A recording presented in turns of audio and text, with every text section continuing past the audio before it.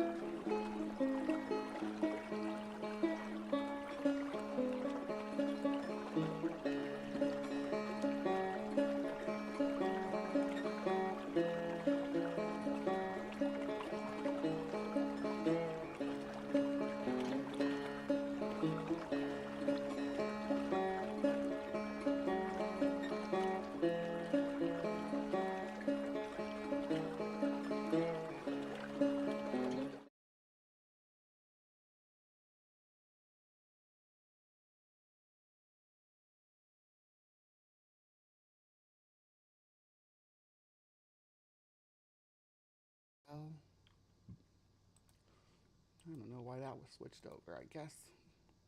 I don't know. Welcome, my beauties and bees, to another installment of Live from the Hive. We are looking at August 24th today, and it's kind of balmy, but I'm wearing a sweater anyway because I decided to rock this 90s look. What do you all think? I saw this sweater and I'm like, oh my gosh, that's the cool girl I wanted to be when I was a kid. So I bought it. And here we are. I hope you like I'm just trying to spice things up on the channel a little bit. You know, just trying to keep things flowing, keep things fun, keep things fresh. I hope everybody has had a good weekend so far, and let me bump my volume up there. Yeah, that should fix that. And sorry, yeah, this is my hold on, let me get my boobs up. Oh. It's hard to see my boobs in this big baggy sweater.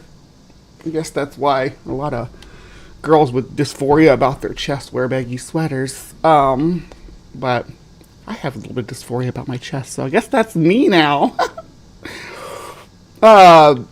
Thank you so much for joining us this morning, everybody. We got James and Logan and Dee and Dave and Greg and Maya and Native Atheist.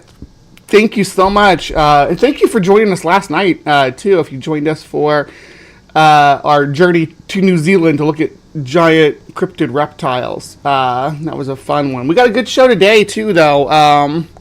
I haven't done a ghost video in a while, ghost or haunting. So what I did pick was haunted cars, but it's like maybe more like cursed cars. But we'll see what happens. We'll see what comes to fruition from that. But I digress. We have the raid on the Discord server, not this Discord server from the Hive, but for the Discord server for the transpositions earlier this week. So there are going to be some restructuring things over there just to make it easier for everybody. But there are, it's a little bit tighter because at the end of the show, Thursday, long after Naomi had left, by the way, a gaggle of chuds just came in there and started posting the most redonkulous things, obviously saying anti-trans catchphrases and stuff. But they had really racist names too, so they found the Discord server link down below, and they joined our Discord server too. So we had to deal with them there. One good outcome was that we found the chink in the armor before it got out of hand. So we're going to call that a victory. We're going to call it a win. All right. Well, it's still a little bit early, but I'm like ready to do this Cryptic Corner this morning. I hope you guys are here for it. It's yeah, there's no videos, Maya. Sorry, there's no videos of cars doing anything. I looked for some, but mostly this is a video of like historical cars that were cursed and have a cursed history. Some of them are still around though. Some of them are still around. You can get videos of them. Yeah, and I have seen a lot of slapped hand videos like this and stuff, but these top 10 videos and things like that are always fun to cover. All right. Well, I'm going to go ahead and just jump right over to Cryptic Corner, and I'll see you guys over there. Actually, before I do that, though, I want to say, don't leave if you're just like, oh man, haunted car sounds boring. Because we got Mormon dinosaur denialism coming up in a little bit too. So it's not all going to be haunted cars today. All right, I'll see you guys over in Cryptic Corner.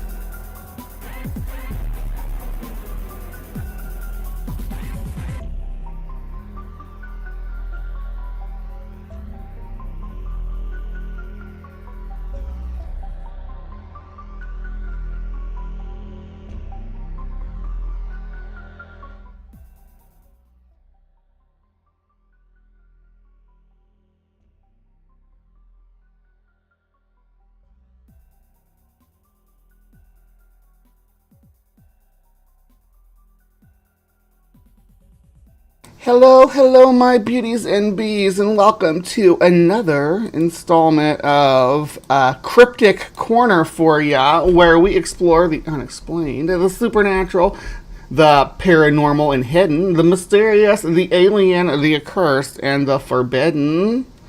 I'm your host, Miss Bumblebee, and today we are going to be exploring something a little different, because we cover a lot of cryptids and a lot of ghosts. We've even covered machines like killbots. But today's machines are something special, sort of a cultural phenomena. I'd say even right up there with clowns, and that's the haunted or cursed cars of history. So let me tell you.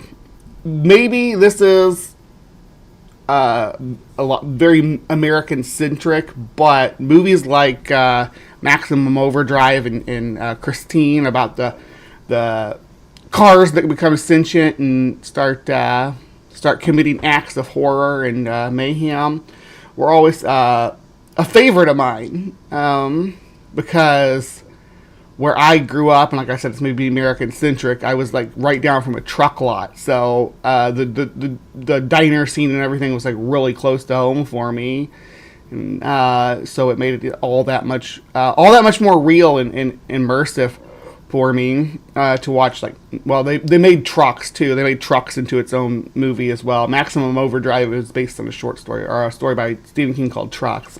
So Christine's by Stephen King too. Stephen King was really into this concept as well. And I guess there's an episode of Futurama where Bender becomes a werecar that has that steals from this theme that I just love. So yeah, it's sort of a trope, but it has its roots in some historical vehicles. So today we are going to be diving into that. So, the channel that we're watching is called The Strangest. Pretty big channel, 15K, so that's pretty big. I don't know, bigger than mine. But let's hear what they have to say. All right, hold on. Gotta fix the audio on this one too. Switch it to my headphones. There we go. All right. Welcome back, strangers. Everyone remembers their first car. You finally have the freedom to go anywhere. Many people's first big purchase in life is a car. Yet so much. My first car was a Pontiac Sunbird, which I bought for $560 off of a lot, and I drove it for a whole 4 days before the engine blew up in black smoke. When I was 16, it was rough. It had a T-top too, which I really liked. I thought it was super cool driving around in my Pontiac Sunbird, but alas, it was not meant to be. And then, so I had it for 4 weeks, and then after that, I ended up with what did I end up with? Did I have a Chevy Cavalier? Yeah, I had a Chevy Cavalier, a little blue one, and I drove that thing all over the place. I had to replace the flywheel on it and stuff. All kinds of work that was done on it, but eventually, then I traded that in, and I got a pretty kick-ass big blue 1981 Dodge Ram cargo van, and that's where the fun really started. Because we could go to festivals, and we could go to campsites and everything else, and not have to. Yeah, anyway, reminiscing about my youth and my big blue van with, yeah. We had like it was one of those Papasan chairs, the round chairs. It was a cushion for one of those, laid in the back there, and then it was like kind of hippie, kind of 90s, kind of, well, we were like mall goth kids, so we had lots of like Korn posters and stuff hanging up, and Rob Zombie. Much time and money goes into finding the perfect car at the right price from the least shadiest salesman or previous owner you can find and somehow trust. But you never know until it's too late if you got a good deal or a lemon that you'll end up regretting all the repairs that you have to pay for just to simply keep the car on the road. There's always a little mystery to that car that you'll end up driving so many hours, sometimes zoning out, texting, and not paying attention to everyone around you. Do not text and drive. Just don't. What do we have here? My mom loved the older ones too. Her first car was a Beetle.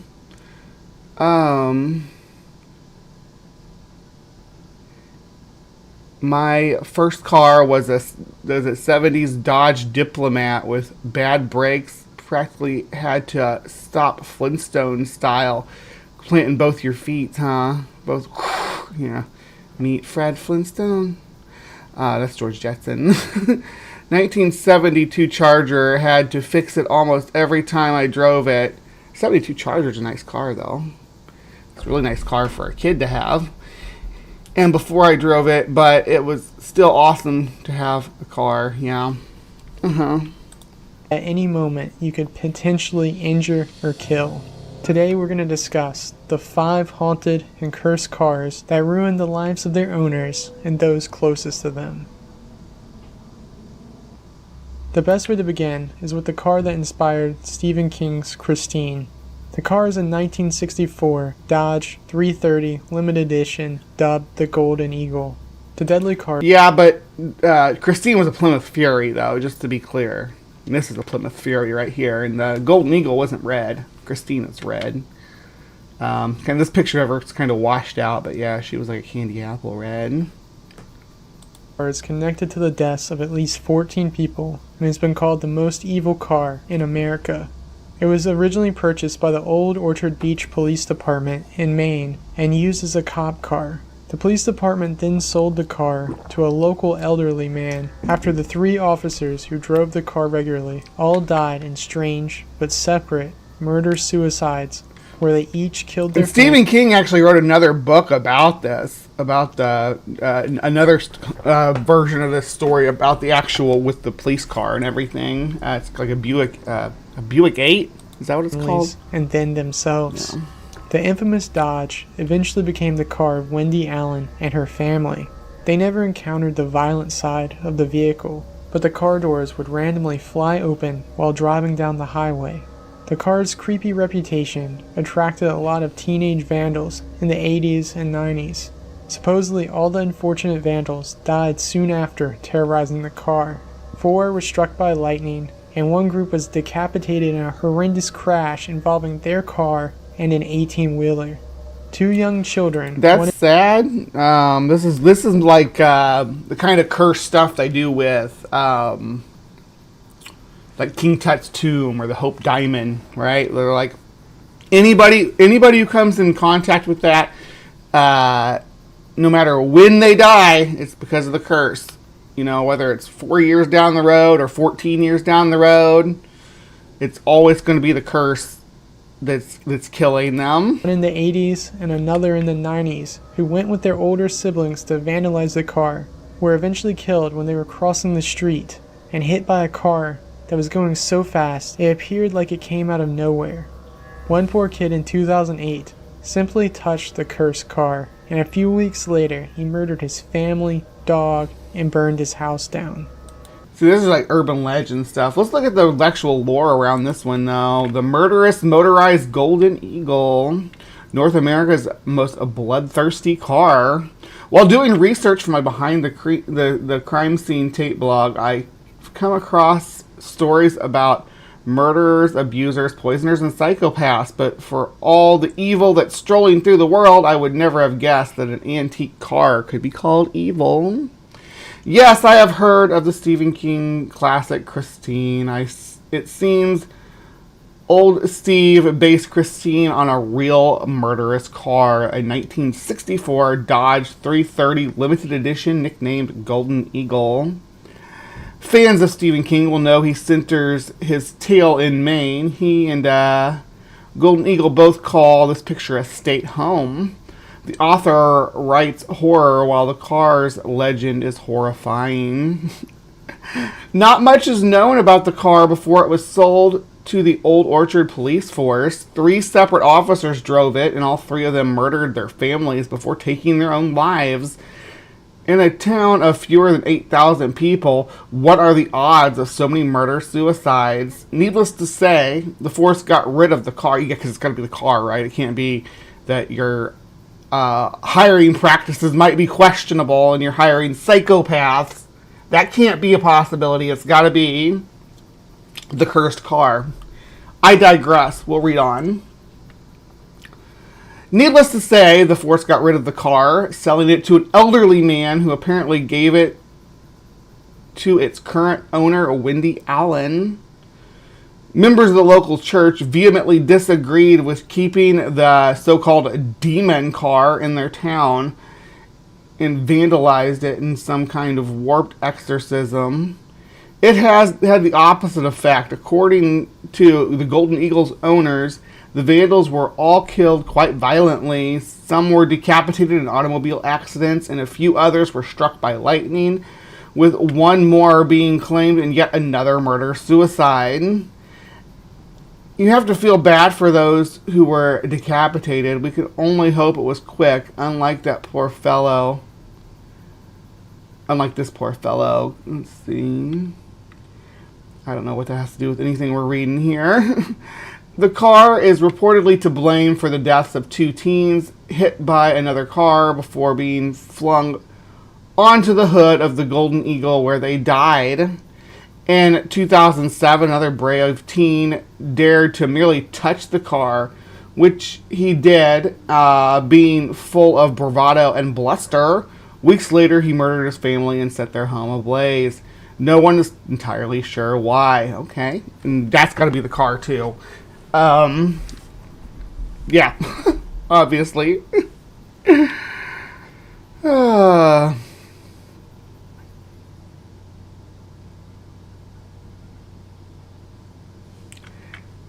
2010, another group of churchgoers stole the car, had it chopped up and taken apart, and sent the pieces to a bunch of different junkyards.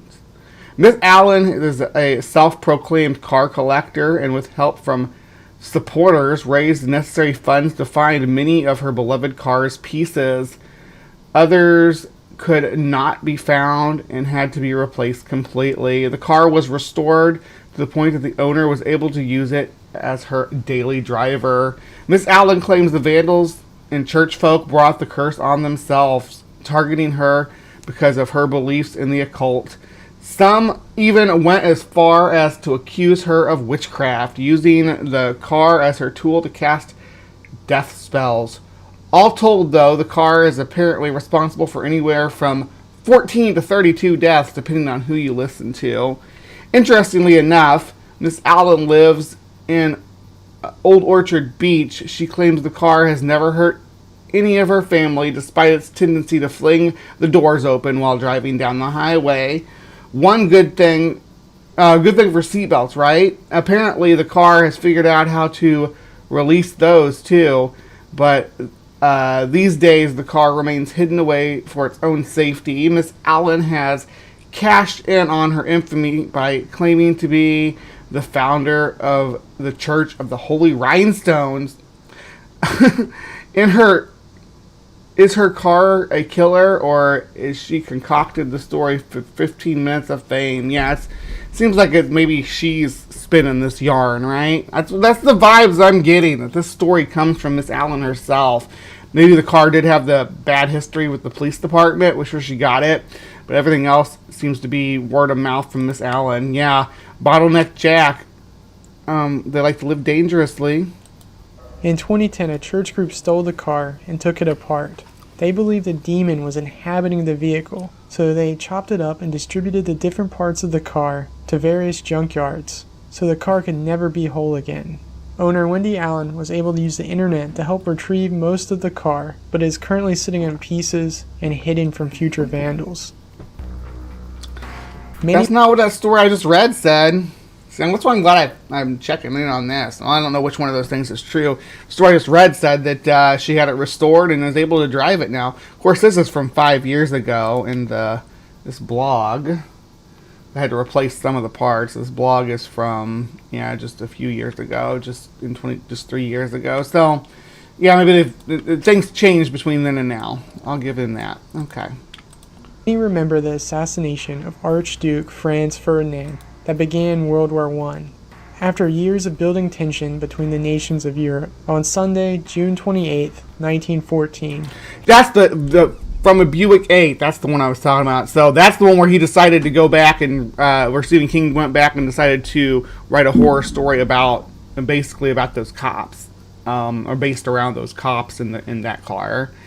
Christine was based around that car too, but in a different way. Because, there was never a Plymouth Fury on a police force, right? Never a red Plymouth Fury on a cop as a police car. The murder car of Theseus. Yeah, that's all the pieces, right? There's every car that uses one of those pieces is going to be, have a Horcrux of Christine in them. Him and his wife were attacked when an assassin threw a grenade at their car. However, the grenade missed and injured innocent bystanders. After visiting the governor's residence, Ferdinand and his wife took his open-air limo to visit those innocent people at the hospital who were injured in the attack earlier that day. Unfortunately, Ferdinand's trusty limo stalled when another assassin walked out of the cafe and saw the Archduke and his wife sitting there out in the open. The assassin shot his target and his wife through the head and throats, but that was only the beginning of the misery connected to the death limo. During the next 12 years, the limo was owned by 15 different people and involved in several accidents that led to 13 deaths, not counting the over 17... This is the Franz Ferdinand limo. So, I actually learned this part of the history from this, but now since these other stuff, I'll take his word for it on this. People who were killed as a result from World War I that all began with the cursed car. The next owner was an Austrian general who went insane while driving the car through Vienna, causing him to be committed to an asylum where he would eventually die. The governor of Yugoslavia became the new owner of the cursed limo. At first, he loved it and did not. Wait, did they just say he just went crazy because he had the car? And did he go crazy because he had the car, or did he go crazy and he had the car? Because correlation is not causation. Believe any of the superstitions surrounding it until he was involved in 4 different accidents involving the car. In the last accident, he lost his arm, prompting him to finally sell the car to his friend who was a doctor. The doctor only bought... If you think a car is cursed, are you going to sell it to your friend? I mean, if I thought a car was cursed, I would sell it to an enemy. No, I probably wouldn't sell it to anybody. I mean, what are you going to do? You're gonna you basically be responsible for if you really truly believed it was cursed, and then whoever owns this is going to have misfortune and potentially death, and you sell it to them anyway. I mean, I guess if you give them a disclaimer about it, and that's maybe why they want to buy it, like an occult museum or something, then that's a different story. The limo on a dare, and within 6 months, he was killed when he flipped the car over in an accident that crushed him.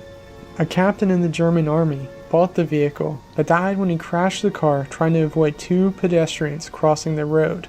However, he somehow still managed to hit them, and all 3 were killed in the accident. Soon after, a Swiss race car driver was killed when he flipped the limo when he decided to take it out for a joyride, not believing any of the superstitions surrounding it. The farmer who towed the wrecked limo back was crushed by the car when it fell on him before he could finish towing it back into town.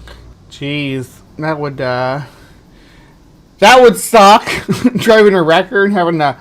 I imagine this limo probably weighs quite a bit. We'll look at pictures of it in a second. The final victims were a Romanian man who owned the car and his friends in 1962. The unfortunate group were killed on their way to a wedding when the death limo spun out of control. All 5 in the car were killed. Finally, the car was donated to the War History Museum of Vienna, where it still sits, possibly waiting for its next victim, who is brave enough to take it out for a drive. Alright, so we're going to go look at that now. So we got the History Hits Halloween special. So, Archduke Franz Ferdinand's 1910 Graf and Stift double phaeton, which looks like that. The history of the automobile is not a long one, spanning less than 130 years, and yet the amount of history and legend surrounding the device, and in particular specific examples, is expansive. As such, when I wanted to research something creepy for spooky involving automobiles this year for this year's Halloween themed history hits, I was faced with a huge amount of source material. Stories of haunted cars, cursed cars, and even cars that possess a murderous intent of their own all abound, and yet none of these seemed proper for the article at hand. Almost all these stories involved some sort of legend or paranormal activity, and it did not feel right putting speculation and heresy under the banner of history. So rather than looking for spooky cars, instead I decided to look for cars with a proven track record of decidedly unlucky passengers. Below is the car that may have the worst luck and certainly has one of the worst histories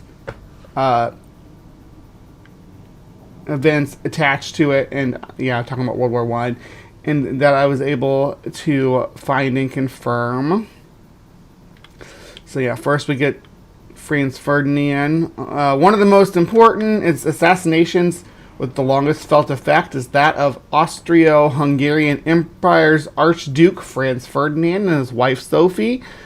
This unfortunate event is considered the impetus for the beginning of the First World War, and is one of the earliest assassination events wherein an automobile played a central role. The automobile in question is an early automobile produced by Graf and Stift, an early luxury car maker located in Austria. The 1910 model was produced in a double phaeton style of a limousine. It was not actually the Archduke's car at all, as the automobile was still in its infancy. The royalty of the empire did not travel with or in their own vehicles, but rather sourced what they needed at their destination.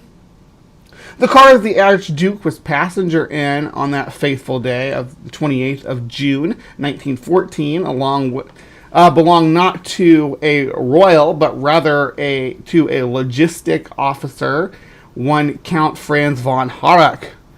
Count von Harrach was more than likely an appointed officer. I could find little information on him, who served in the Austrian Army Transport Corps.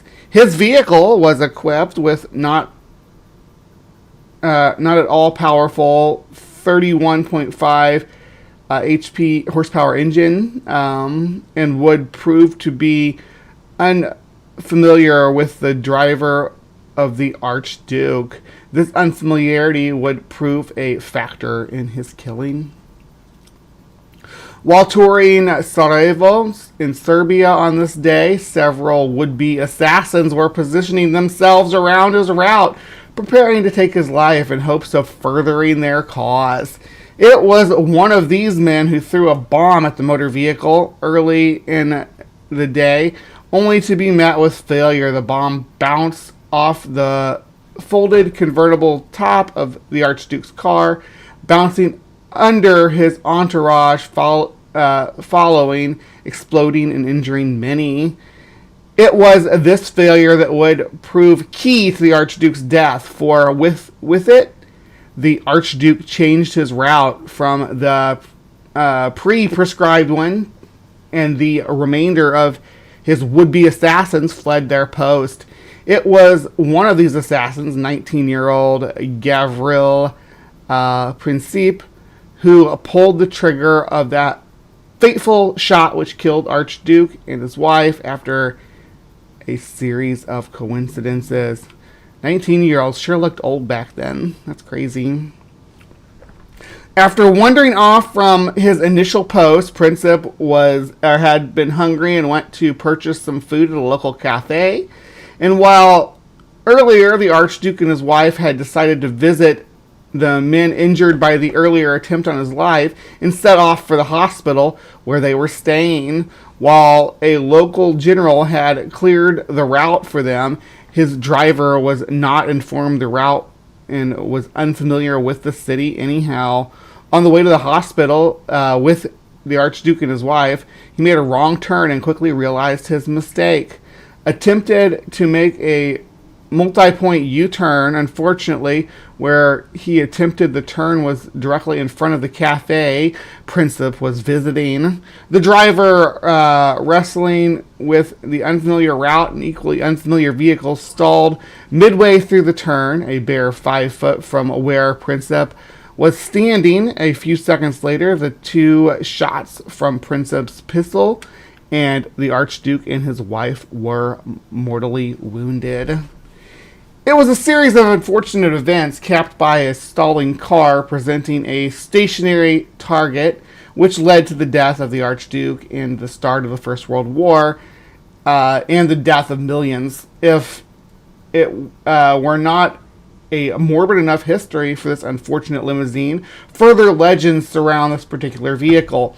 While most are disprovable hogwash, such as the stories of it following its owners all coming to disastrous ends, usually involving car destroying scenarios, and impossibility as the car is well preserved and on display.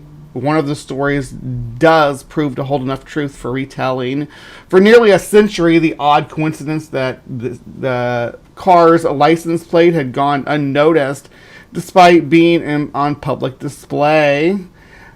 This coincidence regards the Graf and Stift license plate, which reads A Is that Roman numeral 3 or is that III 118? While typed, it may look innocuous. In person, the eyes look like ones, and as such, the plate can be interpreted as a armistice for 11/11/18. This would seem that the plate, which had been confirmed as the plate on the car during the event of the fame, predicted the end of the war. However, it must be noted that Austria-Hungary had been knocked out of the war a week earlier on November 4th, 1918.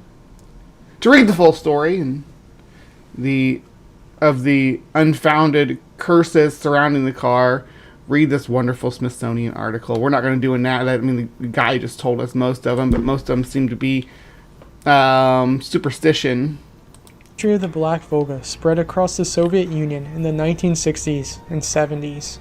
During this time, the people were living in fear of their government, and they began noticing Black Volga limousines. Oh, yeah, the new cursed cars are the cyber trucks, right, Logan? You want to get as far away from one of those, you see it barreling down the road. I drove a tow truck.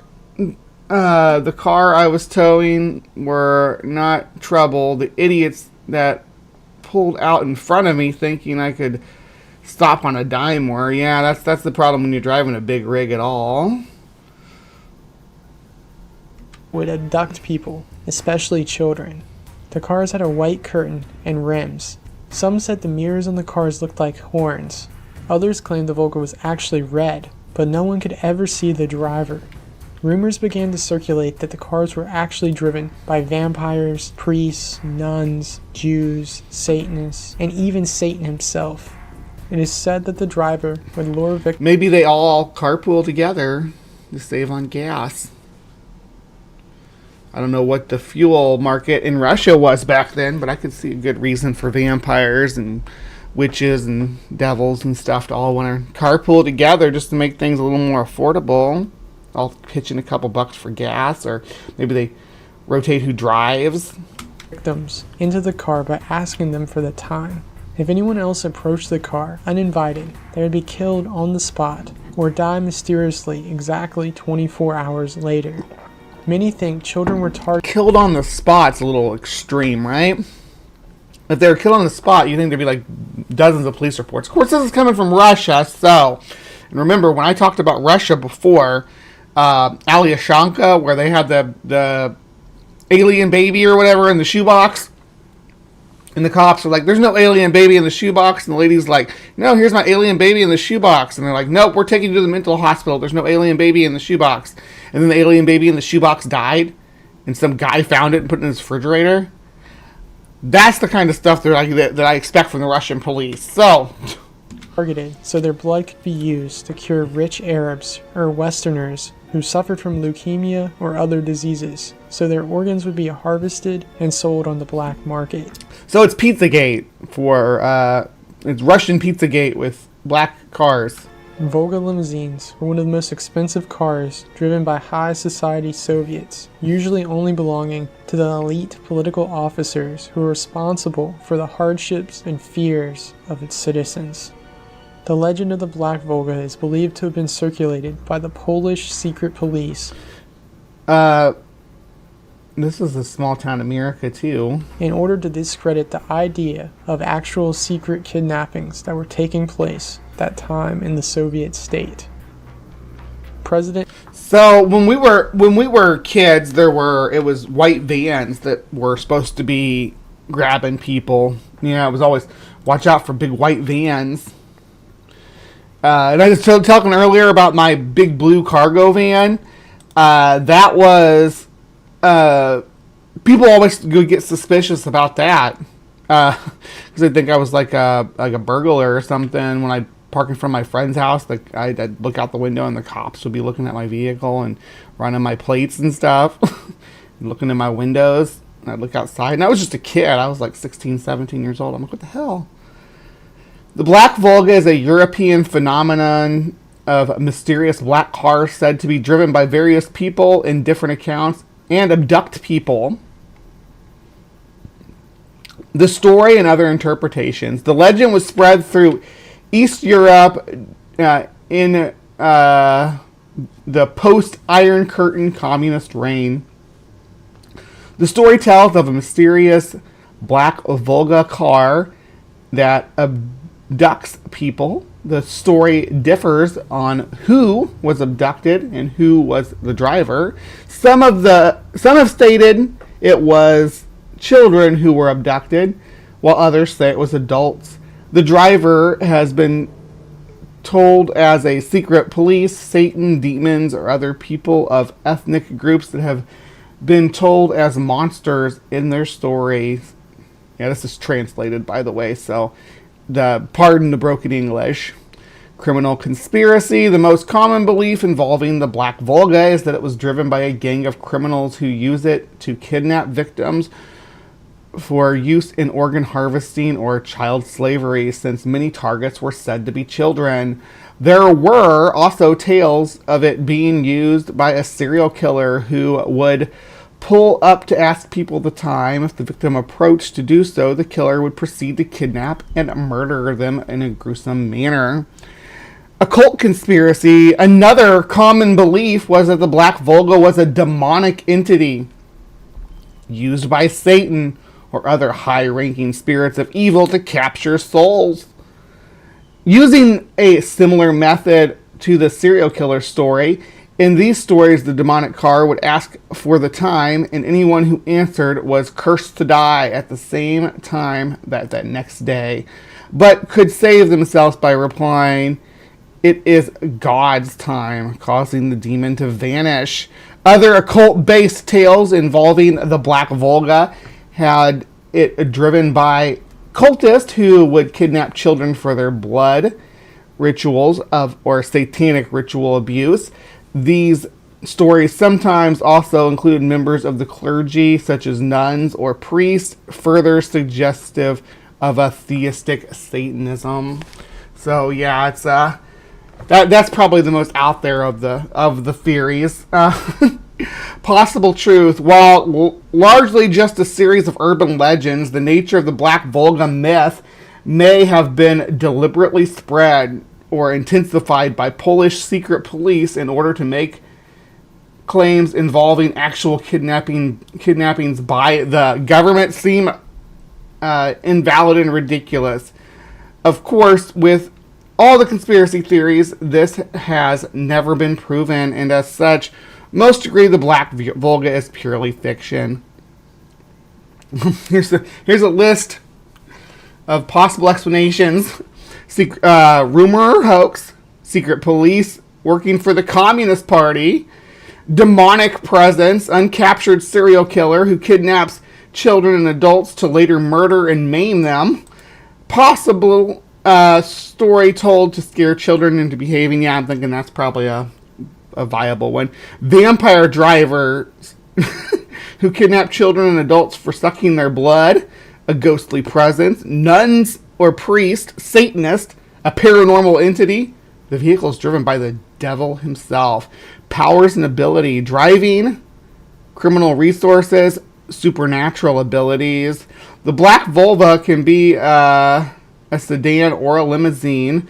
The legend of the Black Volga originated in the Soviet age. The story seems to be slightly more obscure and Eastern European versions to the popular Men in Black urban legend. The story also bears resemblance to common stories of a stranger luring kids into a car or van told by parents to scare their children so they didn't talk to strangers. Yeah, stranger danger in the 80s and 90s was like a thing. I guess something was really pounded into us. They just scared of anybody who pulled up in a vehicle. Oh, good morning, Ben. All right, the next one we have... John F. Kennedy's Navy Blue 1961 Lincoln 74A convertible was codenamed the SS-100X by the Secret Service. It was the car him and his wife Jackie were riding in on that fateful day in November of 1963 when he was assassinated by Lee Harvey Oswald. Thank you. I did 90s theme. Even the makeup didn't turn out quite as good as I wanted, but I got I used purple like eyeliner or eyeshadow. This is the like in the 90s. Sumami called this my my Alex Mack sweater because it's a big giant oversized brightly colored like Nintendo sweater, and then I got like a tie-dye hat and did the 90s tween makeup look. Yeah, I was really excited to do it. I wish I had some glitter though, because the 90s tween look has to have glitter. The car had over $200,000 worth of modifications on it, but strangely, it wasn't bulletproof. It left the president completely exposed to the unseen gun. It's hard to be bulletproof when you're a convertible. There were several modified domes built to fit on top of the convertible, but they made the car hot and uncomfortable without adding much protection to the president. The Lincoln is supposedly haunted by the ghosts of Kennedy, yet it was surprisingly kept in service for 8 more years after the president's assassination. The Secret Service ensured that proper reinforcements and safety measures were added to the car that were missing before it went back into service. It was lined with titanium armor. So, I mean, it sounds like maybe the climate control inside was the problem. Well, I have glitter lip gloss. I'm not actually a big fan of loose glitter. Because it's bad. Well, it's bad for a lot of creatures, but I do like glitter eyeshadow, and I had some glitter eyeshadow too, and I don't know what happened to it. Plating, a permanent bulletproof roof, and bullet-resistant glass. President Johnson had the car painted black so it wouldn't be as reminiscent of that terrible day in 1963. The presidential limo was finally replaced in 1967, but the 1961 Lincoln was used for other duties until it was finally retired in the Henry Ford Museum in 1978. An apparition of a man dressed in... Wow, they kept that thing commissioned. Yeah, I know, glitter lotion, that's another one, or body cream. Yeah. Sparkle in the sun. But I can't believe they kept the car running that long in the government. I would think that, like, today, I imagine every administration goes through, within the 4-year period, probably a few different cars. But I guess it wasn't the same in the 60s and 70s. Gray is often seen standing near their car. He is most often seen near the anniversary of Kennedy's assassination in November. I've actually been to where Kennedy was assassinated in Dallas, though. Went down there for Christmas in, I want to say 2003, and went down to. By the way, Dallas's train station is amazing. Probably the coolest train station I've ever been to. St. Louis train station the time I went to anyway, it kind of sucked. It's better now, I think.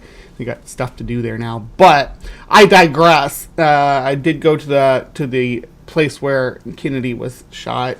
Kennedy kind of does give you an eerie feel. In 1954, classic film star James Dean developed a love for cars and racing.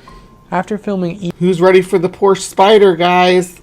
This is the last one, too. East of Eden, he purchased various vehicles, including a Porsche 356 and a Triumph Tiger. He began competing in novice-class car races and hoped to one day compete in the Indianapolis 500. But on September 30th, 1955, James was driving his Porsche 550 Spider to a race in Salinas, California. He had named the car Little Bastard, and that evening, it lived up to it when James lost control and flipped it into a gully. The wreck severely injured the passenger in the car, but James wasn't as lucky. He was pronounced dead on arrival at a nearby hospital. Yet that... Yeah, so the death of James Dean, right? We were supposed to go back and talk about the Kennedy... This is just a short blurb about it. Let me just... We'll rewind, and I'll just go over this real quick. Welcome back. Today we have a Saturday... cars. Most of us either witnessed the Kennedy assassination at the hands of Lee Harvey Oswald, either on live television or through pictures and videos in sophomore American history class in high school. Many of us are also familiar with the various conspiracy theories surrounding the shooter, such as the widely debunked theory of a second sniper, or we've heard about the strange coincidence between Kennedy's assassination and that of Abraham Lincoln by John Wilkes Booth. However, what many don't know is the history of the Kennedy's haunted convertible limousine. In previous posts, we explored the assassination of Archduke Franz Ferdinand while he was in his personal limousine, which we just found out it wasn't his personal limousine. It was rented, or it was provided by another Archduke. And given the circumstances of Kennedy's death, it would seem that heads of state in motor vehicles are often particularly vulnerable. The key factor in both of these incidents is the convertible top. Both Francis's Graf and Stiff double phaeton and the Kennedy SS 100X were ragtops, which left both men particularly vulnerable during parades or just driving around town. However, where Archduke had terribly bad luck to run into his shooter on a side street, Kennedy's assassination was thoroughly planned and executed during a parade in Dallas. One of the most interesting aspects of the Lincoln 74A convertible that the Secret Service nicknamed the SS 100X was that it's $200,000 worth of upgrades and modifications, none of which included a bulletproof panel of glass. Unfortunately, that would equal just short of $1.68 million in dollars in 2019 when this article was written. It wasn't until Lyndon B. Johnson was set to take office that the vehicle received titanium armor, bulletproof glass, and a bulletproof roof. Johnson had the car painted black in remembrance of his predecessor and to dissuade any Latin feelings associated with the previous navy blue. Many people claim that it was simply the fact that Kennedy was in the Lincoln in the first place that was a bad omen, while others feel that the Secret Service should have learned from Franz Ferdinand's assassination. Either way, many individuals have reported seeing an ephemeral man in a gray suit near the vehicle, or even reflected in the mirrors or on the gloss in the paint, especially during the month of November, which is basically what that guy just said to us. Now, the thing about this is that the Secret Service didn't learn. I like that point of view. Like, not necessarily the Secret Service, but like, we still have, Trump took a bullet, I guess, to the ear. Because we still let our politicians become easy targets. We put them in places where outside someone can easily shoot them. And then we oh man, someone's trying to shoot our leaders. I digress. Let's get back to Little Bastard. It wasn't the end of Little Bastard. James's friend, George Barris, took what was left of the car and sold its parts to other drivers. The drivetrain and engine went to two doctors who shared the same dangerous passion for racing that James had. The two men entered the same race, and both were involved in horrific crashes. One was killed, and the other was severely injured. This convinced George that Little Bastard was cursed, and he donated the remains of the car to the California Highway Patrol. They wanted to display the car as a warning to other drivers, but the building they had it on display burned down. The only thing left in the debris of the fire was Little Bastard. So the Highway Patrol began taking the car to schools to warn careless teenagers of the dangers of the road. On its way to one school, the cursed car broke free from its hauler and caused another fatal car accident. While at another school, the car got loose from its display and fell, breaking a student's hip. Oh. The car fell from a trailer transporting it again, and crushed an unfortunate driver. Finally, 2 thieves were injured when they attempted to steal the blood-stained car seats and steering wheel. This prompted the highway patrol to return the remains of Little Bastard to George, but they mysteriously disappeared from the flatbed truck that was returning them. The cursed car hasn't been seen since. Who knows if that was truly the end of Little Bastard. Thanks for watching, strangers. This video was suggested by our subscriber, Johnny Firehead. Alright, so that's the Little Bastard coverage, but let's read a little bit about Little Bastard 2 while we're here. The haunting story of James Dean's Little Bastard. James Dean's career as an actor and racer was cut tragically short on September 30th, 1955, when his Little Bastard Porsche 550 Spider was involved in a catastrophic collision on the way to a race meeting. Dean was killed instantly, but Little Bastard would go on to cause considerably more trouble. That's what it looked like after Dean's wreck. In fact, Little Bastard has caused upset. Had caused upset almost from the moment Dean bought it.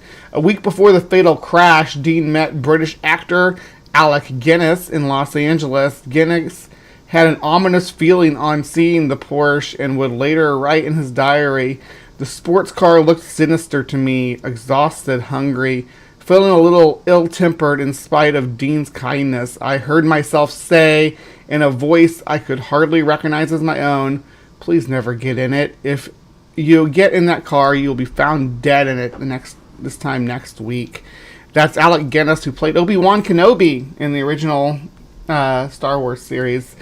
Dean laughed it off and set about preparing the car for Salinas sports car races with his Porsche mechanic Rolf Wutherick, enlisting stuntman Bill Hickman to help out. The original plan was to tow Little Bastard to the races, but Wutherick felt it would be better for Dean to get used to the Spider and run of its engines.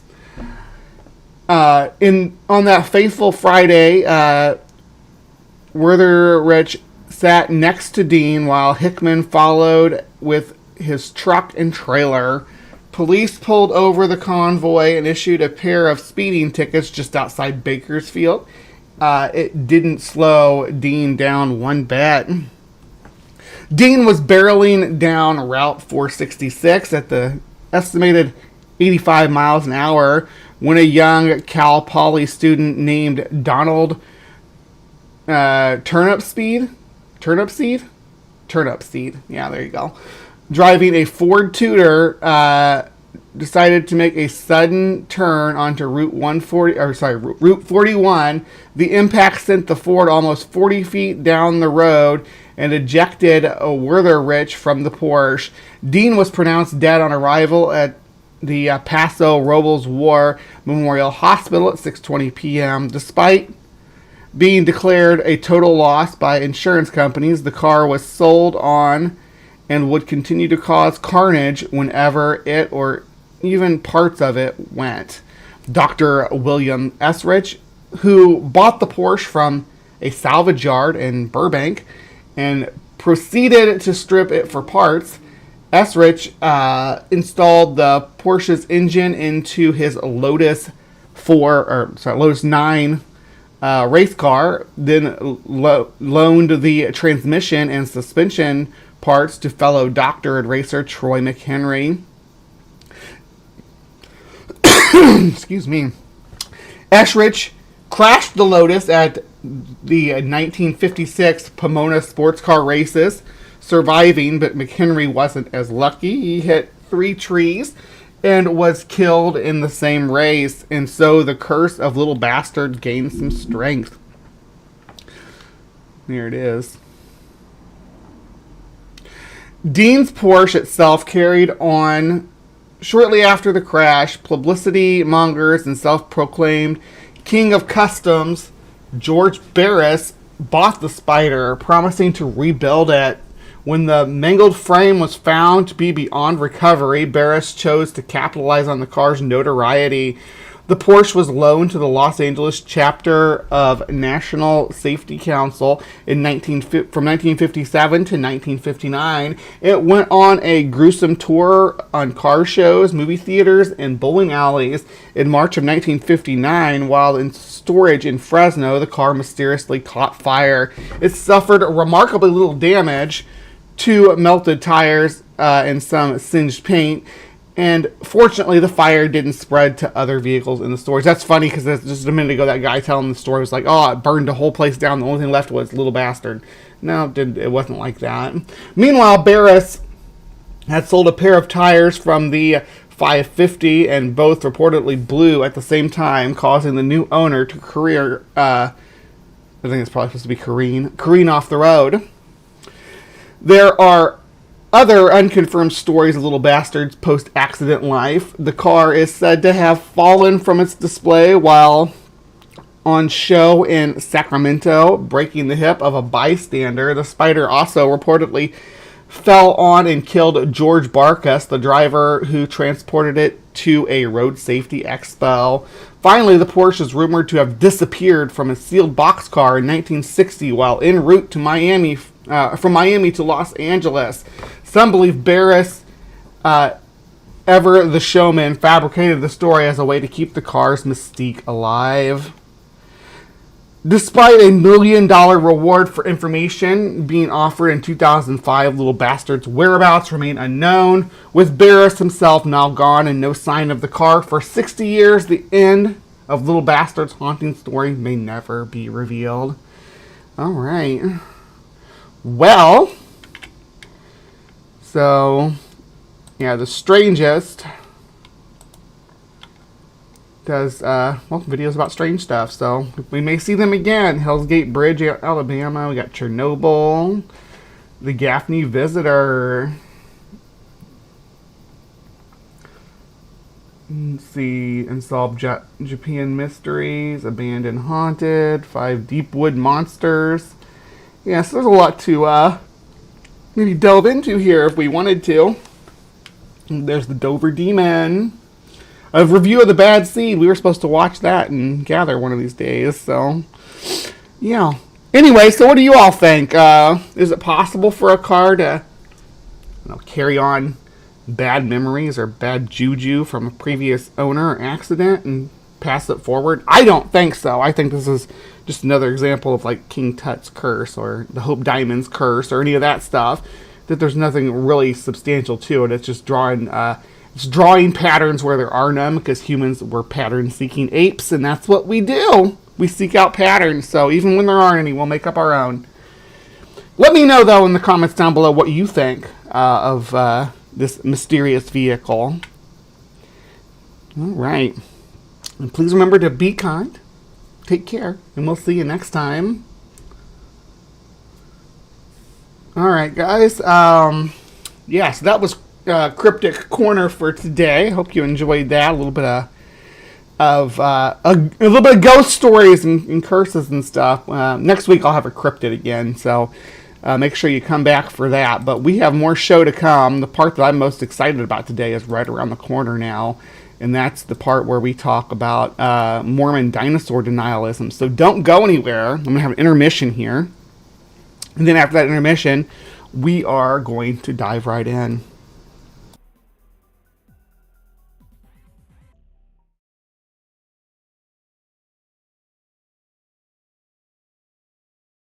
There were giants in the earth in those days. Genesis chapter 6.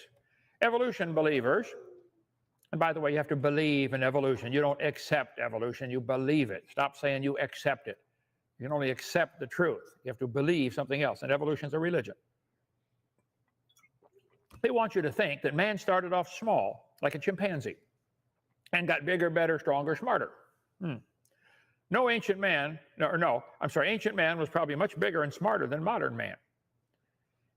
I hate to skip a whole hour's worth of stuff, but if you watch my video number 2, I'm going to skip that part about the canopy above, of why they lived to be 900 and why they got to be so big. But in Italy, they found in a coal mine, they found a skeleton 11'6".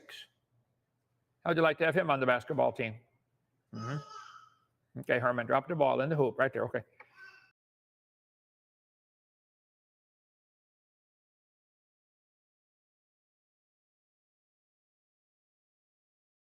A skeleton 9'8" was found in Brewersville, Indiana.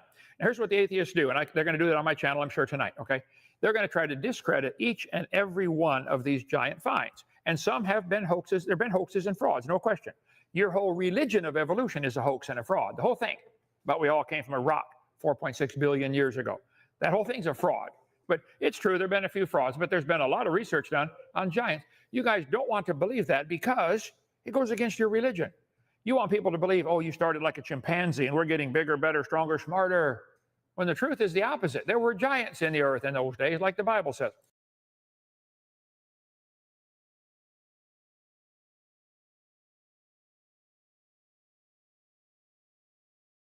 I interviewed Charles Hankley of Temecula, California.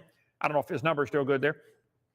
In the early 70s, he was vacationing in Virginia City, Nevada. He went to a small private museum where he saw two skeletons about 9 feet tall in a glass-covered pit. The owner found them in a cave. About 10 years later, he stopped to see the skeletons, but the owner told him someone from the government had taken them and would not return them.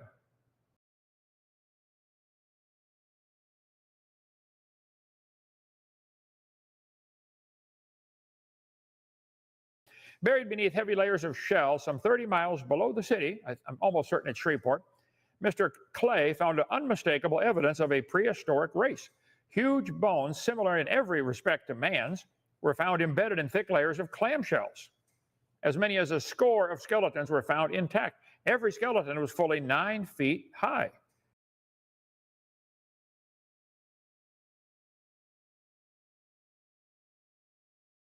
A skeleton 10 feet tall found in Humboldt Lake, Nevada.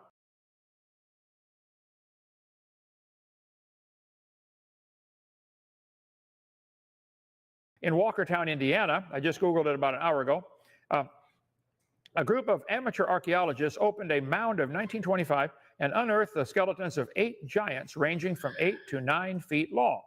All were wearing heavy copper armor. Through the bungling of the diggers and the disinterest of the museum establishment, why would a museum not be interested in 9-foot skeletons?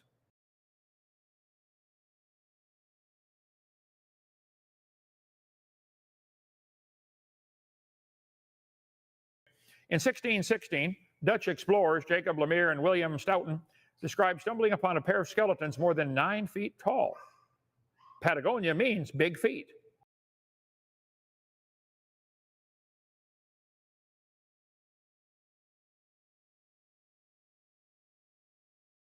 A skeleton 12 feet tall found by soldiers in Lompoc, California, 1883. The remains were reburied due to objections by local Indians. Skeleton 12 feet tall reported in many papers near Tucson, Arizona. The man had 6 toes, long hair, and a bird-shaped headdress.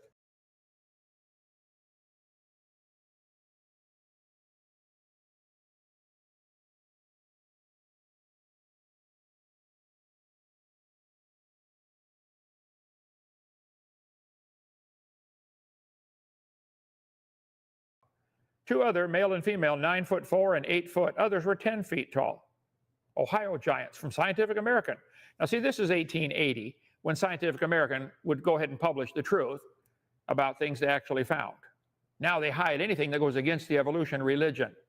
I bet you won't find any articles against Mormonism in the Mormon magazine.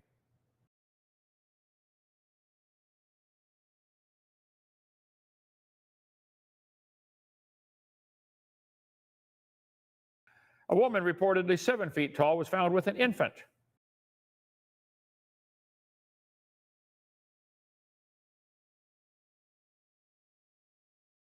Smithsonian has lots of information hidden in their basement about this.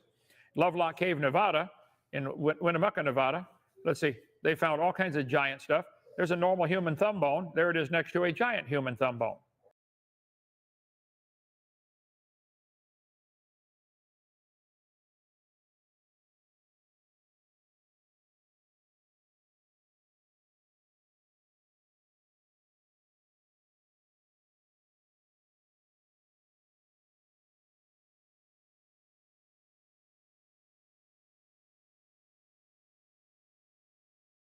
This replica is in our museum here, 47-inch femur. Joe Taylor made a casting. The guy had to be 16 feet tall.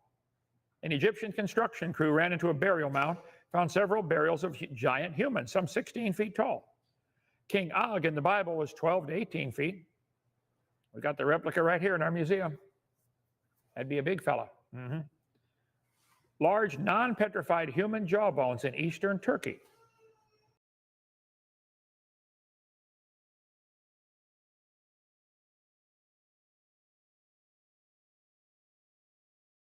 New York Giants, not the baseball team. In 1871, archaeological dig at Native American burial ground unearthed 200 giant skeletons, some measuring up to 9 feet tall. It was also estimated that the remains could have been up to 9,000 years old. I can fix that by 4,600, okay, when the flood came. At the time of the discovery, the remains were widely reported in the media, but today the remains have disappeared. Strange.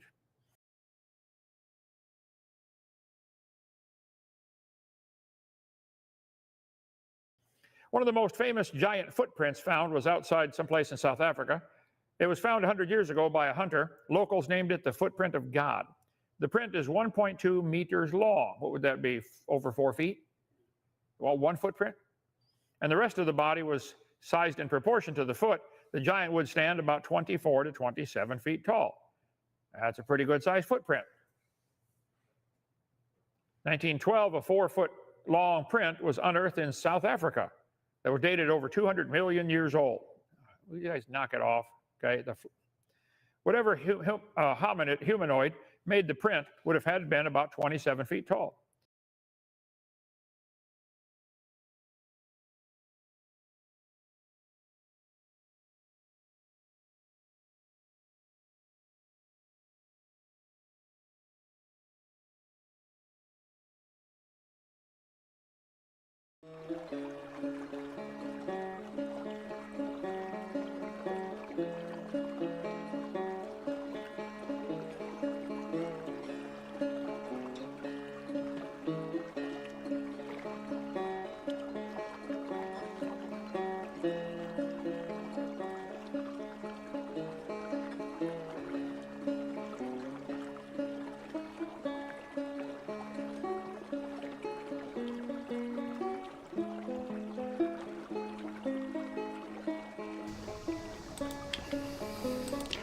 All right, my beauties and bees. Welcome back. Thank you again for joining us.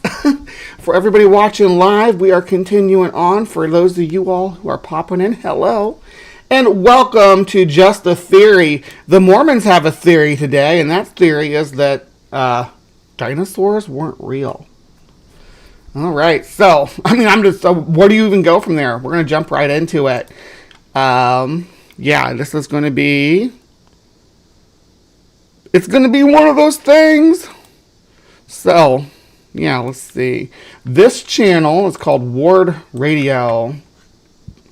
And they have a lot of weird stuff going on. They're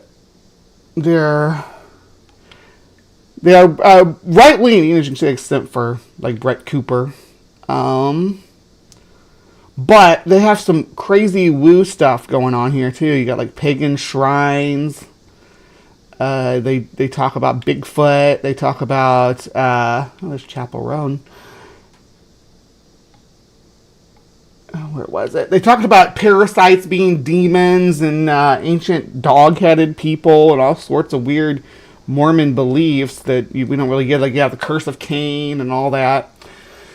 But I found a video from a couple years ago where mysterious horses, elephants, and snakes in the Book of Mormon. We may have to dig into that at some point. But these guys don't. As you'll see, these guys have a poor understanding of phylogeny anyway, from the beginning. Okay. Here's where it gets weirder. Hold on. Part of our god that we're now going to worship. Or maybe they were worshiping the reptilians like Kwaku is saying. Dude, Kwaku, is this like, are you just stoked out of your mind that you're hearing? This is like music to your ears, well, man. Look, obviously, I think the audience has picked up that These subjects are about 50% of me asking questions and 50% of me trolling. How ridiculous I can be and how much I can get away with. You right? never give that up, dog. You never give that funny. up. It's really funny, especially like. Remember, I'm not sure which video it was, but it was something about. You're literally like Alejandro Jones when he says, gotta admit, I'm like 50% crazy. Well, kind of nuts. Remember the cynocephaly episode? Okay, Yeah. We're talking about dog people. All right, like literally the most how ridiculous subject can I get? And one guy leaves a long paragraph. He's Yeah, we may have to go back and re-watch that one. At some point too, about the dog-headed people. That almost sounds like it should be for Cryptic Corner though. But we'll see. It's like, actually, you're inaccurate about the claims of Herodotus. Where was I? See their skeletons and everything like that. Fake. I don't buy it. Where was I? Real by one Kwaku L. Go. Yeah, did anyone think someone else was going to make that the topic for the day? Yeah, so all of these dinosaurs that you grew up learning about and going to the natural history museums to see their skeletons and everything like that. Fake. I don't buy it. Okay, so Kwaku says just rubber stamped fake, and he ain't buying it. Why not, Kwaku? Yeah, I don't think they were real. I think You can't just have a man. They're not real. Come on. Like, so there's places like for like dinosaurs like Silophysis, for instance. We have like where hundreds of them died in mass, right? Like a mass grave of them, probably probably ironically killed by a flood. Regardless, though, we have all the bits and pieces. He's gonna make this argument that well, here, I'll let him make it before I start to refute it. What is that?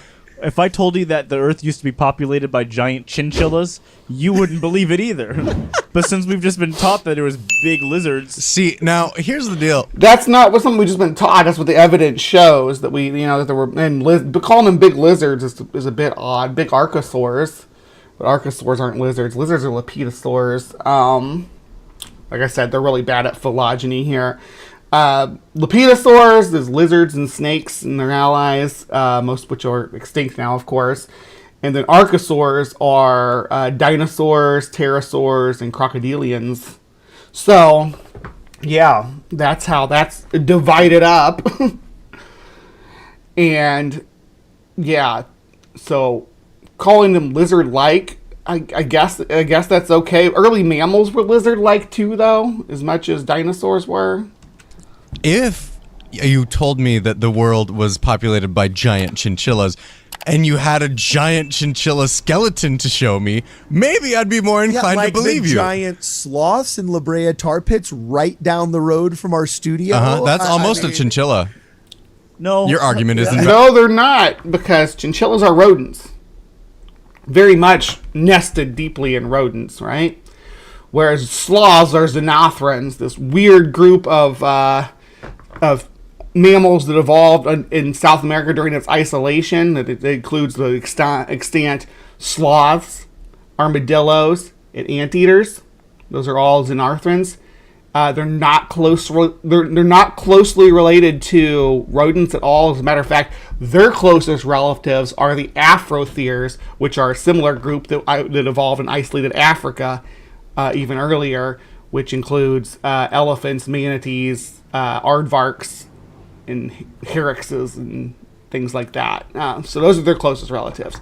And none of them, and then they were isolated from the clade that includes rodents, which is Euborotheria, way earlier than that. Way earlier than they even diverged from one another. So no, they're not closely related to chinchillas in any way. valid. Also, I don't even know what family the sloth is close to. It's kind of like its own weird.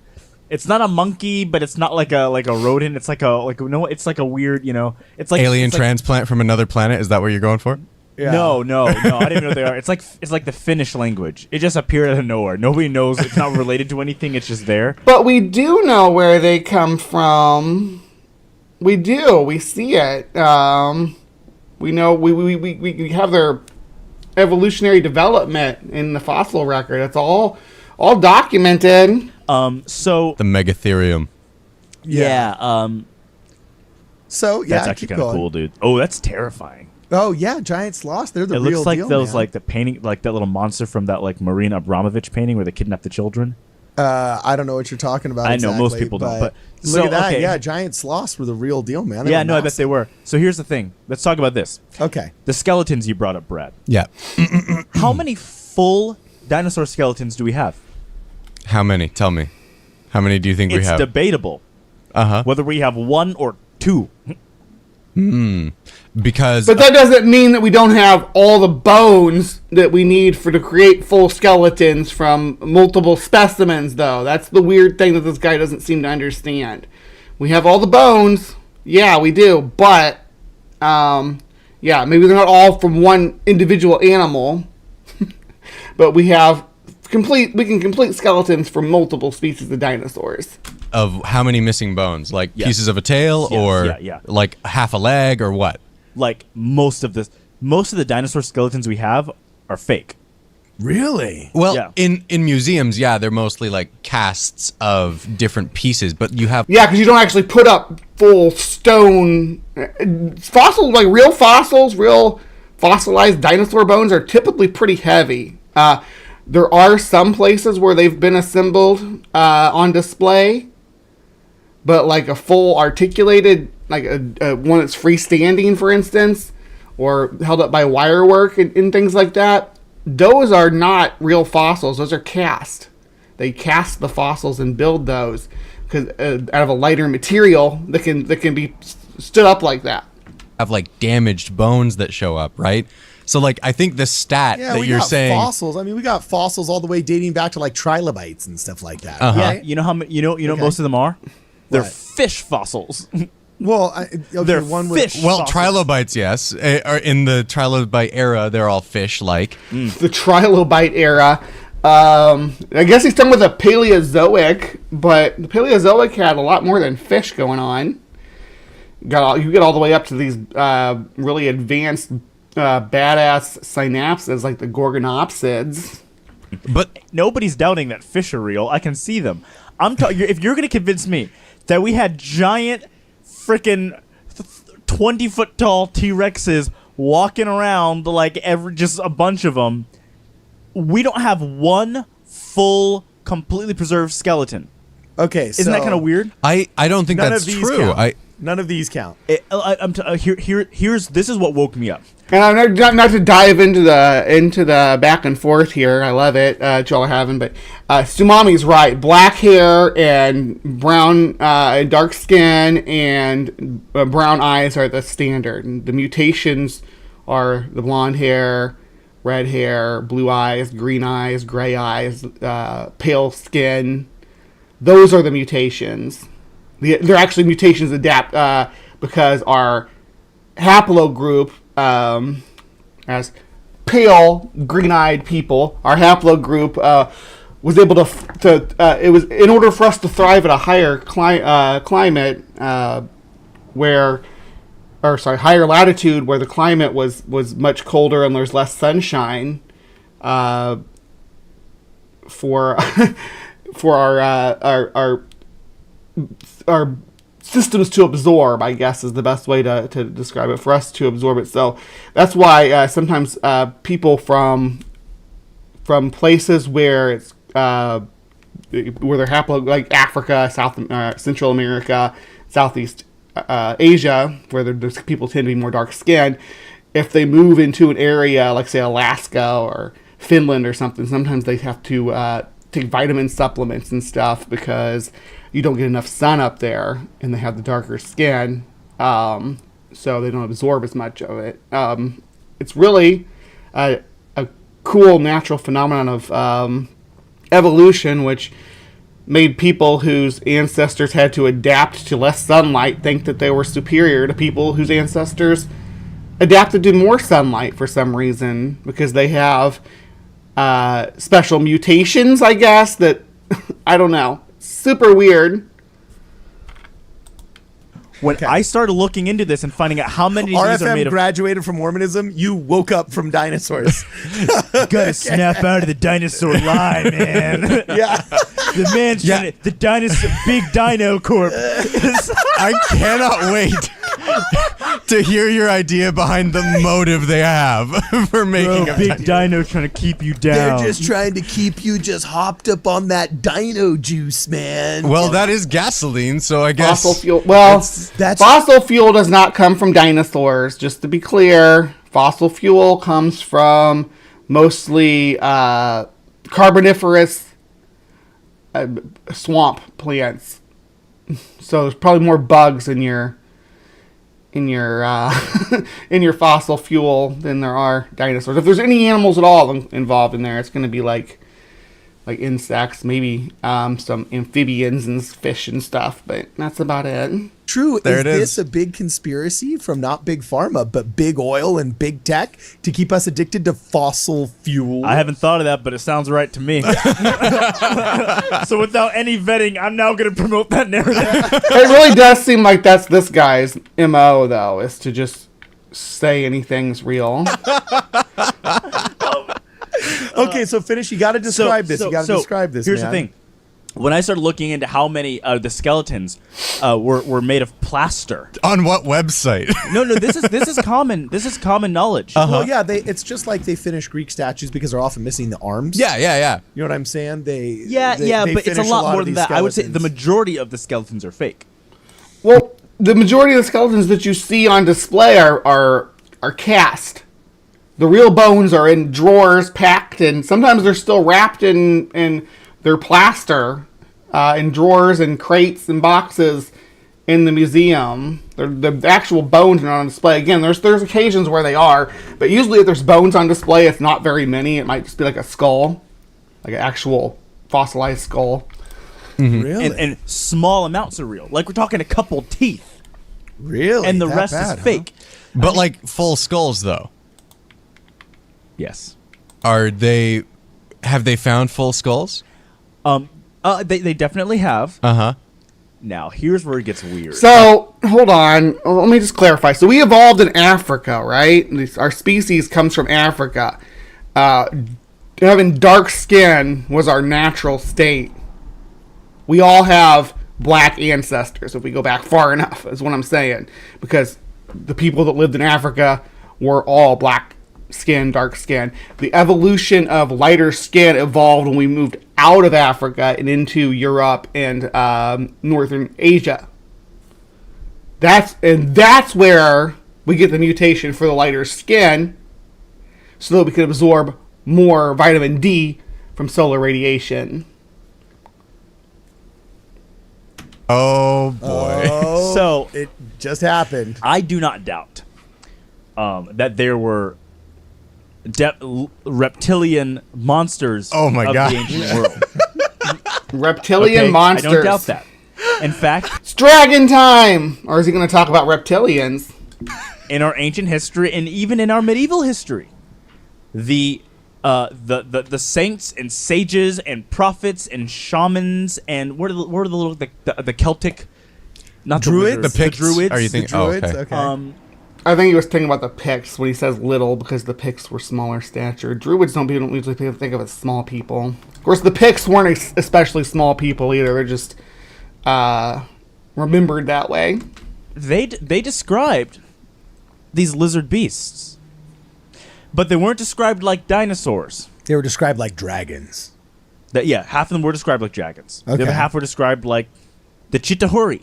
Okay. The Chitahuri Oh no. Are we? Here we go. We got lizard people. Lizard people. reptoids, the lizard people. Ah, great. right? So, Okay, so I got some pushback on this once you're done. okay, I'm about to venturing blow into your the- mind though. Oh, I'm about to Okay, your blow our mind. minds, and then I have something to add that'll Okay. just make you. If you, oh gosh, dang, I really wish I'm blanking on the name, of course. But if you look at the Peruvian long cranium skeletons. Okay. Oh yeah. I know what you're talking about. Uh huh. Gosh, Okay. someone in the comments gonna have to give us the name. Okay. There's a couple different, but depending on what tribe you want to go to, Oh no. they're not Denisovans. Uh huh. They're not humans. Okay. They are- Peruvians weren't the only people that did this, though. Skull deformation's part of a lot of different cultures. Check this out. Hold on. You got the Americas. You got Eurasia. Yeah, that's Hungary.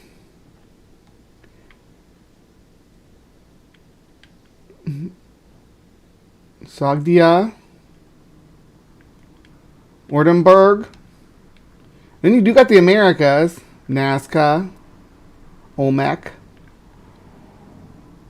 Bolivia. Austronesians, Africans, Japanese, Chinese. Yeah, I don't got pictures of them, but yes, this skull binding is like a normal thing that humans learned how to do. It's just like saying like we learned how to domesticate animals without understanding genetics. We learned how to deform our skulls and shrink our feet and hands by practice. Without knowing anything about osteodevelopment at all. A totally different species based on all of the testing we have. Based on DNA testing, right? Mm-hmm. That's what you're talking about? No. The elongated skulls in Peru. These are the ones that you're talking about right here. And it's a fact check, all right? Oh, by USA Today. I never trust fact checkers anymore, which is unfortunate. Yeah, I wish says I they're could. indeed human, but they may be a different species of human, which is kind of interesting. We're going to throw this No, they're not a different species of human. They're just people with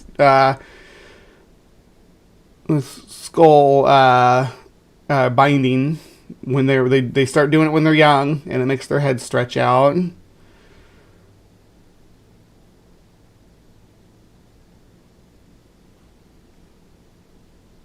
How are you guys being mean? Are we being mean? I don't know if we're being mean just because... Yeah. I'm just trying to catch up on the chat here.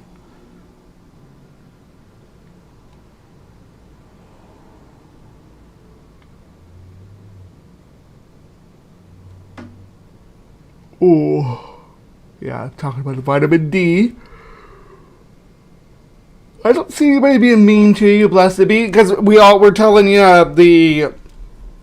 what the scientific model and the archaeological records show us about the development of the human species. Everybody else can participate in this mayhem. This is where people wanted to know for a while. Okay, well, are these just Martians? Are they aliens? Are they humans? Were they just bizarre animals, or are they some kind of mixture? Well, the ancients said they were a mixture of human and dragon, a.k.a. the dragon. African primates already have dark skin. As a matter of fact, African primates have polymorphic skin, which changes from a lighter, more Caucasian-like complexion in youth to a darker black or gray color as they age. So our closest relatives already had that before we migrated out of Africa, right? We already had the polymorphic ability to have that lighter skin tone was already in our genome, potentially as a signal of our state of development, potentially.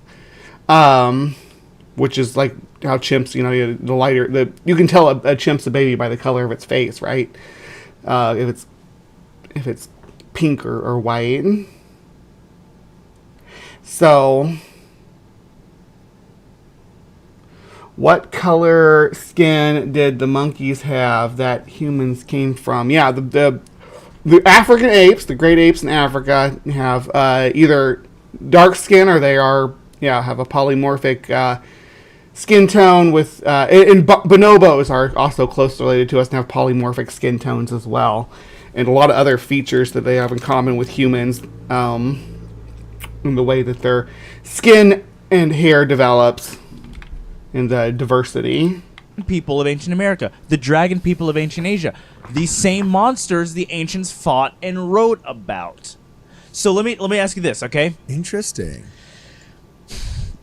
If the ancients, and by the way, I'm sorry, I don't subscribe to the I reject the total evolution theory, but I also reject the 6-day theory. Okay. Okay. So I think you mean to tell me you reject the Bible? Yeah. as it was written by God himself. God created the Winchester 57 to kill the dinosaurs and the. Oh yeah. So Can't finish that quote card. when people are like, "Oh, the Christians believe that dinosaurs and humans were living at the same time," I think that's oversimplistic. I do think there were humans, human-type beings living. At the same time, there were these reptoid human-type beings living. Reptilian. They don't. Whatever you wanna What is reptilian about this skull? Anything about this skull makes you think it's reptilian? You know what the difference between reptilian and mammalian generally is the synaptic condition versus the diapsid condition, which diapsid condition means they have 2 extra holes in their skull, generally just to make them lightweight. We'll see that when we look at the dinosaur skulls. Whereas synapsids, like you and I, have 1. And actually our extra hole is even closed over further. It's your temple. So we don't even have any. We have a secondarily evolved anapsid condition, which is no hole in their skull, like turtles. Call them. And I think they fought. And I know it sounds silly and crazy because we only let the crazy people believe that, but I'm sorry. After, like, every ancient tribe in every part of the world says, hey, this is what we were dealing with, you guys are lucky, okay? Now we just have to deal with, like, diabetes. Okay. Yeah, but when you say ancient people said this is what we were dealing with, the monster people that they describe are just tribes of other humans that they have demonized in their retelling to make them more vicious. I want you to look at the skull that's on the screen right now. Okay. And tell me, how is that a T-Rex? No, that's not what I'm saying. Okay, what are you Okay. saying? So no, I'm saying the T-Rex skulls, these reptilian skulls may have also been dragon people or dragon-type creatures, not as simplistic as we're saying the dinosaurs are. And another... What do you mean simplistic? Dinosaurs were probably the most advanced, like physiologically the most advanced and well-adapted animals on the planet. They still exist today. Birds are amazing in the way that they've adapted to survival on Earth, right? Different than us, they have things like the hollow bones and whatnot, so that their mass and their weight are much more offset than ours are by certain things in their anatomy and physiology, which is why dinosaurs could get so huge, and big mammals, kind of not too much bigger than an elephant, is when they max out, when their bones stop being able to support their body. Things like we had the Paracitherium or Indricatothere, which was like a giant rhinoceros, which is the biggest mammal for a long time. Now there's a Paleoloxodon contestant who is also in that size range. So, but since mammals, with our solid bones and no air pockets or anything like that, we tend to have upper limits much lower than a dinosaur would be. That's like what we were just talking about Shaquille O'Neal and instead of Robert Wadlow, for instance, the tallest man that ever lived, had so many health problems. All these tall people that are over 3 meters tall are going to have tons of health problems. And the giant moa also stood on 2 legs, but could happily stand 11 feet tall because of the diapsid physiology, right? Because of those hollow bones and reduced skull weight. For example, of these monster-type creatures that existed are these Peruvian elongated skulls. Okay, there was more creepy stuff back then, like, everywhere. And today we don't have the creepy stuff because we fought them all. Al, when you going back to your own bed? I didn't see that you said that. When's that happening? Congratulations. So glad to hear you're getting to go home. Although they might be hiding out, depending on who you ask. I'm not a Where are they hiding, Kwaku? Where are they hiding? Say it. Agartha. Shambhala. Hollow Earth. Hollow Earth? Okay, wait, so That's hold on. going to have to be a different episode. Okay, wait, so hold on. I got to back. Oh boy. Oh boy, we're getting full Hollow Earth. I'm so happy you're home, Al. Yeah. Let's celebrate. And by the way, Sumami, did you see my? I wore the Alex Mack outfit. Look.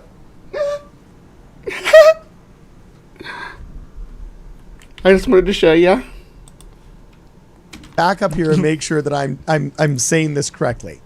Okay, you are suggesting that the traditional dinosaur narrative that we've been told of billion to hundreds to tens of millions of year old living organisms on this earth that whose fossil record we have enjoyed in various natural history museums and textbooks throughout the world is actually a false narrative and was somewhat a cover for a reptilian race of people that actually had these elongated skulls that you can see on your screen. Some of which fought with our earliest ancestor, Homo sapiens, before God breathed the life of Adam into them.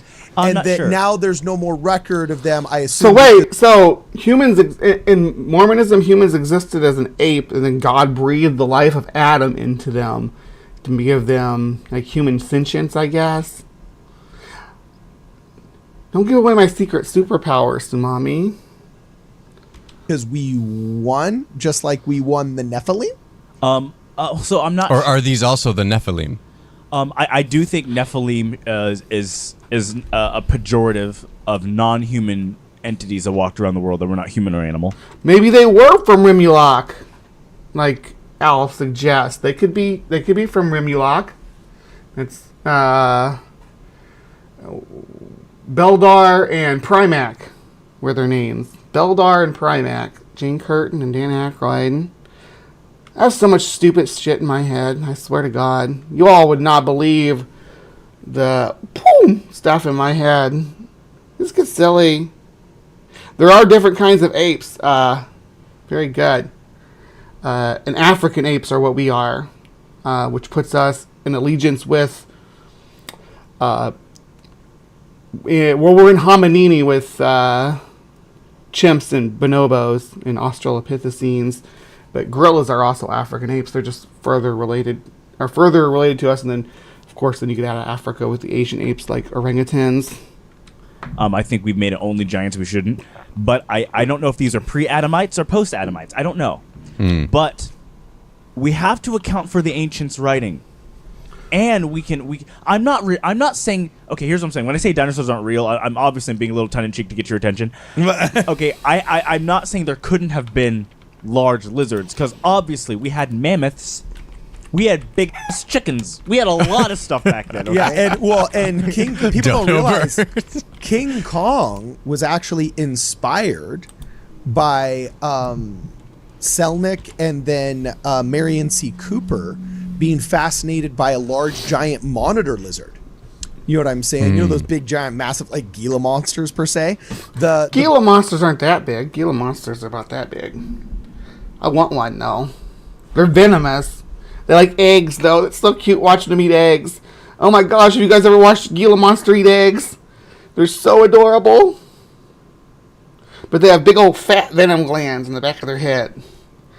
For a long time, the Gila monster and the Mexican beaded lizards were considered the only venomous lizards. But now we know that all varanids have some level of venom. Varanids are monitor lizards, which are the most derived of the lepidosaurs, of the lizards. Where they have, for instance, they have a 3-chamber heart that functions as a 4-chamber heart, which is unique.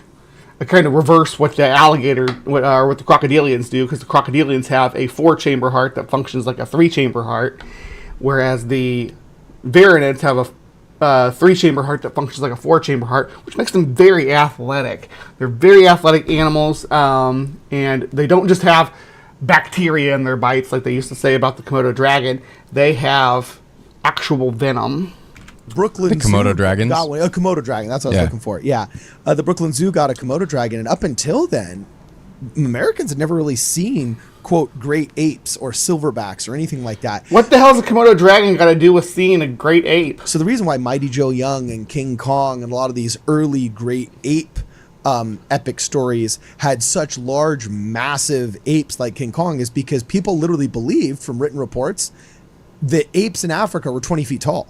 Well, the people believed that there could be undiscovered islands and lands with giant animals on it because we have in the past we had so many reports of finding islands and stuff with giant animals on them that we immediately killed. But nonetheless, no, tribe is a phylogenetic level. Oh my gosh, no, that's tribe. We're not using tribe like as in like tribes of different like Native Americans or something. Tribe, we're using tribe as it's a scientific classification. Very different. Hold on.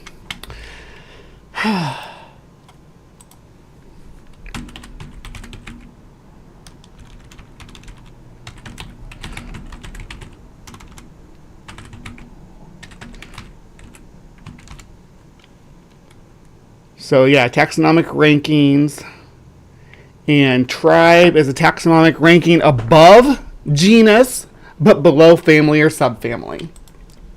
Like until they saw them in person, like it's about like 6'6" over there, kind of like size of garden. You know what I'm saying? Yeah. They literally thought, holy crap, these things are 20 feet tall. It was up until the 20s people believed this. Oh wow. King Kong came out in 1933, and the vast majority Well, of Americans people believe that stuff still to this day, that there could be lost islands or hollow earth where there's giant animals. Your co-host over there seems to be promoting that idea. 99.9% had never seen an ape in real life. Now that's like a staple of any zoo. I mean, this guy gotta have a zebra in a zoo, gotta have an ape, gotta have an elephant. Totally you know what off I'm the saying? subject, but it's really funny how the pandas we have in our zoos. You know we don't own them. No, genus tribe is above genus, so there's multiple genuses under a tribe. Really? We rent our pandas from China. That's hilarious. Yeah, they license us to have pandas for a couple years. If they don't like the zoo, then they'll revoke the license to have pandas. Yeah, China rents its pandas. Anyway, so Okay, here, Kwaku, If you believe pandas are real, that depends on how closely you follow the worm hat lore. Because according to Hans Wormhat, pandas are people in costumes when they're adult, and they're spray painted dogs when they're babies. just want to throw in something because, Cardin, I hear your pushback, and I think it's good. Because I'm going to go over an article over apparently just like there's flat earthers, there's dinosaur deniers, and there's some pretty solid surveys done on these dinosaur deniers, and we got to go over this. Well, okay, just a second, because here's where it gets weirder. Oh my gosh, really? Yeah, so we have Kwaku's supposition that these reptilians the dinosaurs aren't necessarily these things, but they might have some relation to the Nephilim, which we've also talked about are related to these fallen gods and like Zeus and these things, right? There are statues in Greece of Greek gods that actually have dinosaur bones as part of the statues. What? Okay, hold on. So that's actually an interesting topic, Pragmatic Crystal, asking why modern chimps don't look more like humans. That's the thing. That's why we like baby chimps so much, because our neonatic forms are so similar. Because like human babies and the babies of other apes in their infancy look so much alike that we're drawn to them the same way we are to a human baby. Yeah. Yeah, we're in the same. We're in the same tribe. Well, we're in the same tribe as Neanderthals and Denisovans. Hold on, I'm looking this up. And no, there's one of two. You could look at this two different ways, right? You could look at this the way that, like, hey, maybe they found this giant bone, and they're like, hey, this could have been part of our god that we're now going to worship. Or maybe they were worshiping the reptilians, like Kwaku is saying. Dude, Kwaku, is this like, are you just stoked out of your mind that you're hearing? This is like music to your ears, man. Look, obviously, I think the audience has picked up that these subjects are about 50% of me asking questions and 50% of me trolling. How ridiculous I can be and how much I can get away with. You right? never give that up, dog. You never give that funny. up. Let's not bring up people struggle with addictions. Come on, guys. That's ridiculous. Nobody should be shamed for having a past struggle with addiction. I'm the daughter of an alcoholic. I watched my dad struggle with drinking. I watched I'm not going to tell you which one, but one of my siblings struggle with meth addiction. So, yeah. It's really funny, especially like, remember, I'm not sure which video it was, but it was something about. You're literally like Alejandro Jones when he says, gotta admit, I'm like 50% crazy. I was like, I'm kind of nuts. Remember the cynocephaly episode, okay? Yeah. We're talking about dog people, all right? Like, literally the most how ridiculous subject can I get? And one guy leaves a long paragraph, and he's like, actually, you're inaccurate about the claims of Herodotus. Bro, we're talking about dog people. Like, I'm sorry. Let me have I think fun. you're just protecting yourself. I want to believe, just like the poster for X-Files. No, okay, So our tribe is Hominini. That's our tribe. That's the tribe that humans are in. Other things, that are in there is like it's Australopithecines and hominids. I believe in dog people like 15%. Like, it's probably not true, but you know what is probably true? I legitimately do think there is some credence to like the idea of there being other reptoid type species. And so what dinosaur denial is not necessarily I don't believe in dinosaurs. That's the hook to get your attention. It's dinosaur plus is honestly it's what the actual belief is. We have to account for. All right, this is getting into uncharted territory now. This is as far as I watched it before I decided this was the one I wanted to cover today. These reptoid type creatures of the ancient world that make us uncomfortable and make it creepy, that seem to represent the monsters and demons and fallen beings of every ancient culture and religion, that seem to account for the Sumerian Mesopotamian stories of man versus snake. And it always goes back to the Garden of Eden. So I do think that there's more to uncover, but what we do, and here's why people like David are touring the world and selling out stadiums, and books are being bought by the millions every day. David Icke? He was the guy going... Did you say David Icke? I'm going to ask the question about the lizard people, and everyone's like, that's ridiculous. He's like, I'm going to write a book about it. And everyone goes, that's so stupid, David Icke, you're an idiot. That's kind of, what? And it's like, I'm going to book a ticket to your next show. What the heck? Oh Okay, my well, God. And it's like when Louis C.K. On a bet asked Donald Rumsfeld if he was a lizard person. Okay, but- and no. Here's the thing. I get it. Donald Rumsfeld wouldn't say no. He never, dude, he's like, are you a lizard person? Donald Rumsfeld's like, sometimes I go to New York City and people walk past me in the street and they say, can I buy you dinner? And he tells a story about people trying to buy him dinner when Louis C.K.'s like, hey, Just are you say a no. lizard? I'm not a freaking lizard person. If someone asks me if I'm a lizard person, the first thing I think is, are they asking me if I like to have pet lizards? Like, do I like to have, if I like lizards, or like, want to hold a lizard or want to see a lizard? When someone asks me if I'm a lizard person, I get excited and say, yeah, you got a lizard to show me? You got a lizard I can see?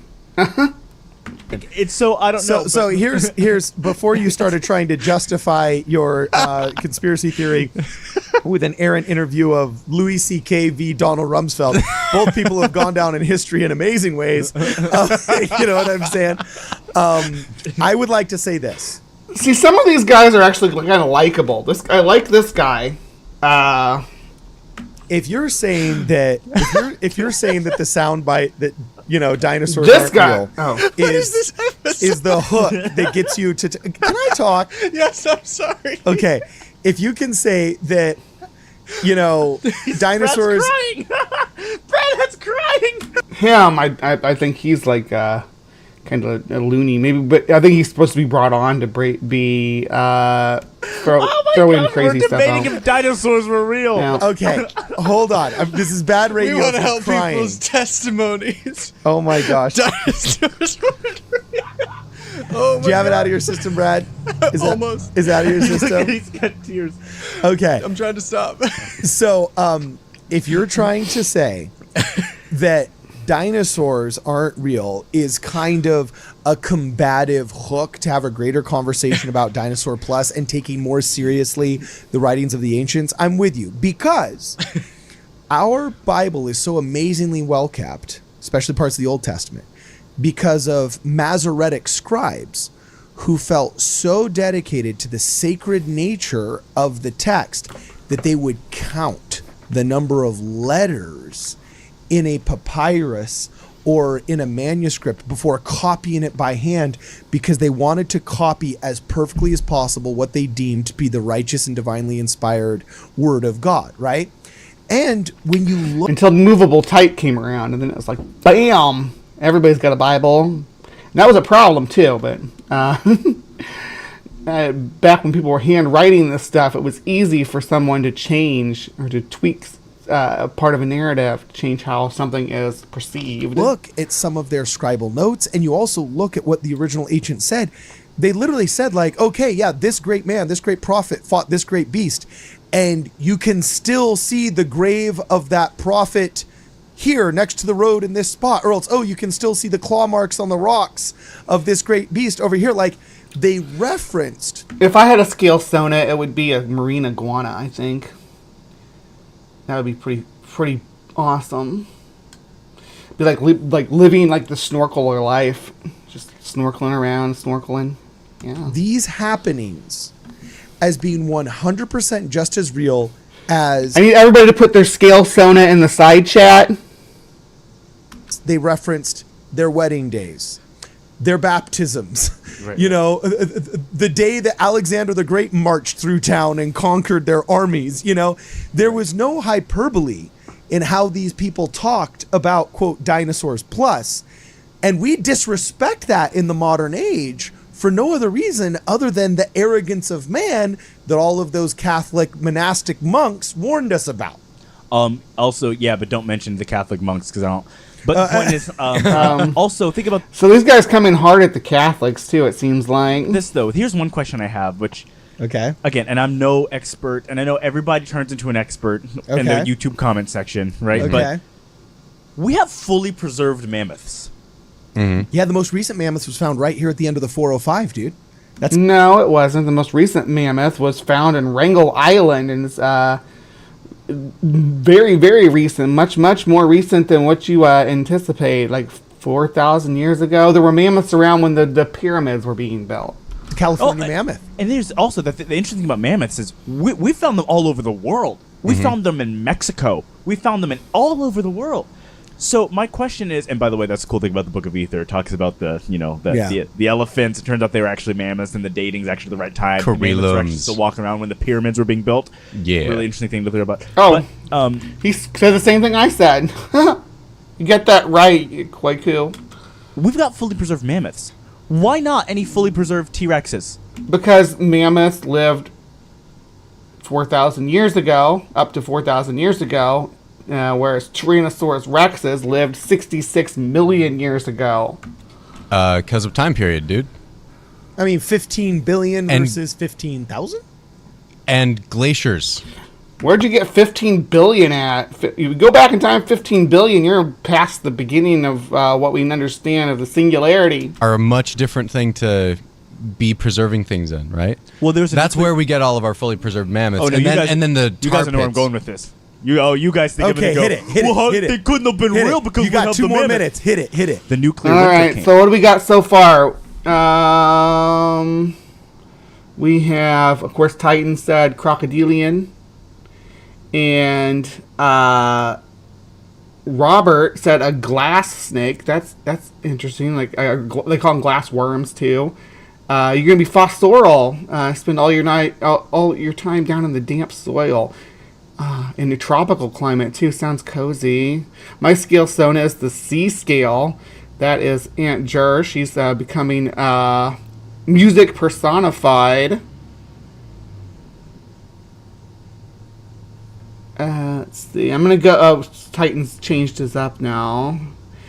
Gonna go with most of the women here are likely flower pot snakes, independent of men. I just want to be a little frog, says D Parks, sitting on a log, eating bugs. Yeah. Not a fan of the lifespan. Otherwise, I agree. So Maya wants to be an immortal frog, or a long-lived frog. But then, what happened after the nuclear winter?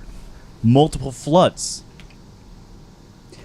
I'm suggesting Okay. that we may not have these fully preserved dinosaurs because they may have thawed out into the ocean. And so now the bottom of the ocean is this crazy, like, oh, there's so many dark, scary things. There's so many monsters down there. I think the adaptation of the ancient reptile creatures into the ocean and into the water. But reptiles, they have to breathe oxygen, though. They can't live down in the deep. There's no reptiles that live. The deepest diving reptile is a leatherback sea turtle. And it has so many specialized adaptations just to maintain its body temperature. It can be I think 18 degrees Celsius. Is how low it can survive in. But regardless, they can survive in pretty cold water because of their large size and they conserve heat. The same, very similar to the way that like a great white shark does. Like mackerel sharks also are like mesothermic, which means they can kind of control and regulate their body heat. So reptiles would have to evolve that in order to thrive in a deeper environment. But they still have to come up for air. We would still see them. So are we getting to sea serpents now? Is not been explored, and it very well should be. So you're saying when it says in the ancient text that at first the land was cursed and the water was blessed, but then after the flood, the water was blessed and the land was cursed. It was because not the megaliths, those are the stone monuments, but the megafauna, which are the very large animals, went from the land into the ocean for survival and adapted. Well, I mean, again, I'm not an expert. I think John comes and goes in the mornings on Saturday. He does a lot of his yard work and stuff at this time of day. Before it starts getting too hot, so. But if you're looking at the timeline, because this is where the dinosaur deniers get this wrong, because they say, okay, well, we have mammoths. Why don't we have dinosaurs fully preserved? Well, obviously, like Meltwater Pulse 1b, okay? We've got these giant floods that happened, and we melted ice caps and glaciers, and where when we had the nuclear winter, where they would have been preserved, many of those locations went into the ocean and went into the water. So do we have dinosaur bodies that went into the ocean? And if so, what does that suggest? Does that suggest that other reptilian animals went into the ocean? Does that suggest that there could be other species even today of lizard-like beasts in the water where we have not explored? I mean, there were lizards in the water. Mosasaurs are lizards, literally, like quite literally, not just like in the same way that they say that dinosaurs are giant lizards, but mosasaurs were literally lizards. They're in the same clade as the varanids that we talked about earlier, the ones with the three-chambered hearts that act like four. Good morning, Ember. Good to see ya. Is it about frogs? An interesting thing about frogs is, for the most part, they start off their lives as herbivores in their tadpole form, and then become carnivores when they develop into adulthood. Well, we know more about space into the ocean. Okay. So here's what I'll say. Hit it. Just to get things starting to wrap up. I totally agree with you that the fossil record's incomplete, and I think there's more out there than we have the initial stuff to prove. Right. So I think I'm with you there. I get lost on the purpose. No, we have saltwater crocodiles, and we have marine iguanas too. Marine iguanas are as aquatic as a sea otter is, and saltwater crocodiles, yeah, they can be found way out to sea. We talked about last night. If you missed the Cryptic Corner, we had Ngararar from New Zealand that may have been a crocodile, and they talked about crocodiles that have been sighted close to New Zealand in the ocean. Of how dinosaurs are different than the way that they're presented, and how, why they would be... Jurassic Park made up the way they look. Yeah. These guys, they were actually birds. Actually, Spielberg, you got it. We have Spielberg's vision now. Yeah. No, not that, but well, more Stan Winston's, but anyway. Well, they've kind of retconned that to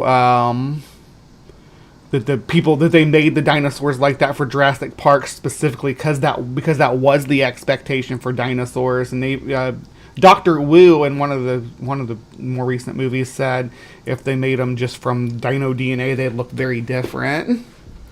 Thank you, PC. I don't know why people would have just made up dinosaurs rather than like, hey, we found these fossils, here's what we're thinking. It's not making up, it's overemphasizing the dinosaurs to distract from the other reptoids. Oh, so okay. It's a false flag psyop. Red herring. False flag psyop. I won't say fully false, because again, dinosaurs aren't real is just the wink to get you into the conversation that, yes, obviously there are probably large lizard beasts. There were dragons. There were dinosaurs. Clearly, they existed.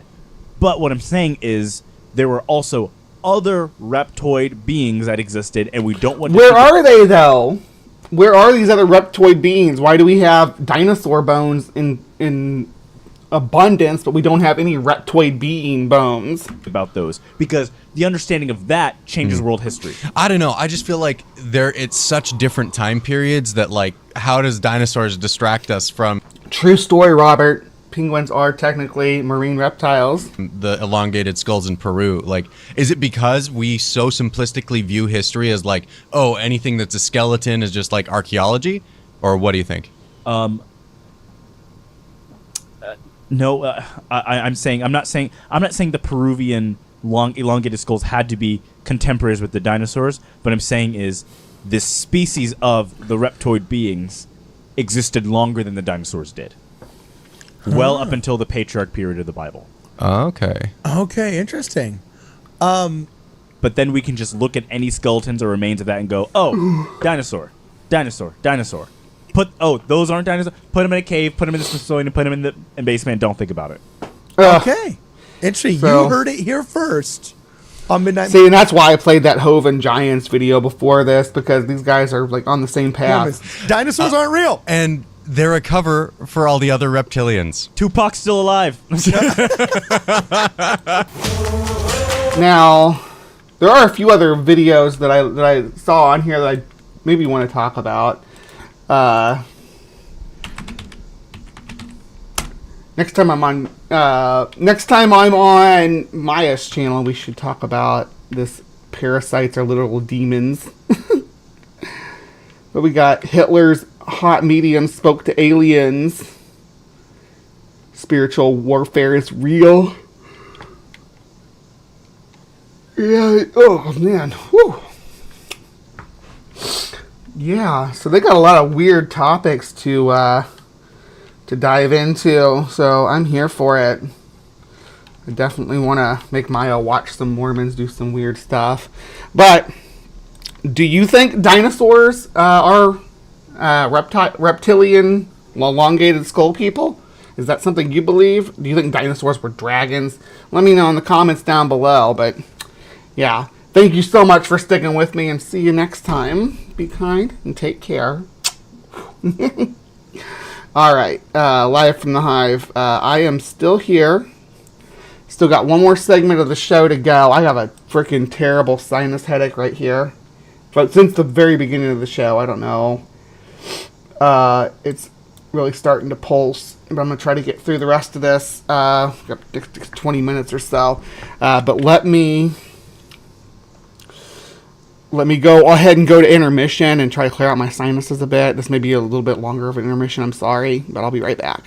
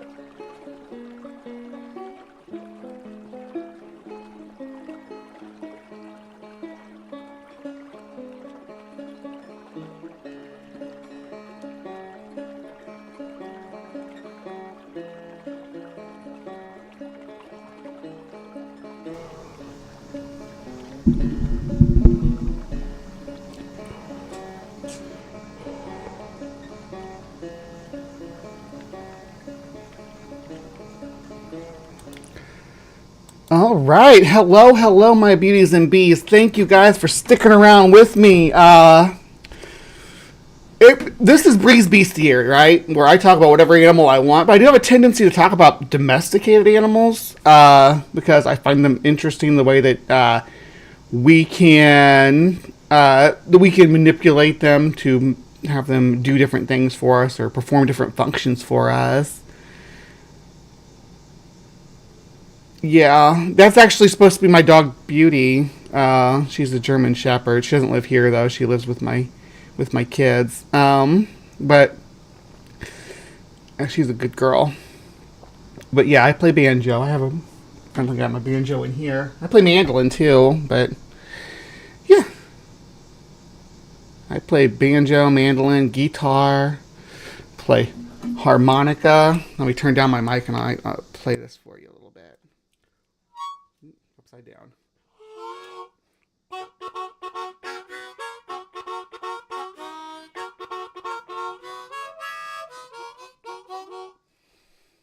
Here's one. Oh, that was wrong. Hold on.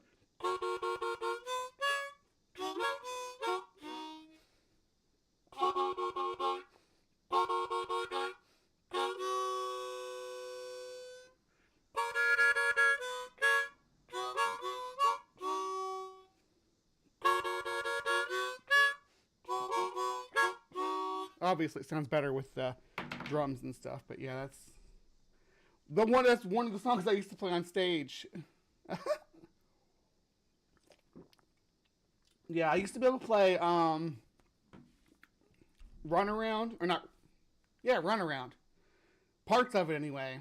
We tried to do that on stage, but we never did it. We never did it the whole song. Just I do the harmonica part during like set changes and stuff. Yeah, it was low rider. But I like talking about domestic animals. I like talking about cows and horses and dogs and cats. No audio. What? I turned the audio way down because I didn't want the harmonica to blow out everybody's ears.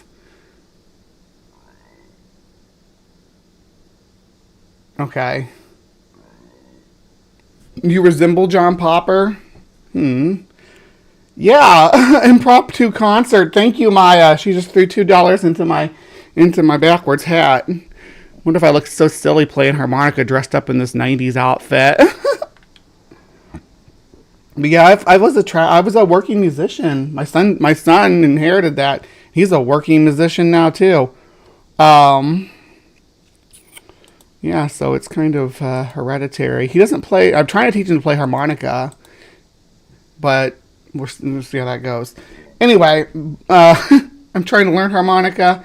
It's just remember if you want to play blues style anyway, it's more about sucking than blowing. Most of the notes you play are going to be in breaths. So that's if you want it. Now, if you want to play the major key, then you can do all the blows and stuff. But then you sounds more like. All right, I'll do this here. So. First position you play is a straight key. It's like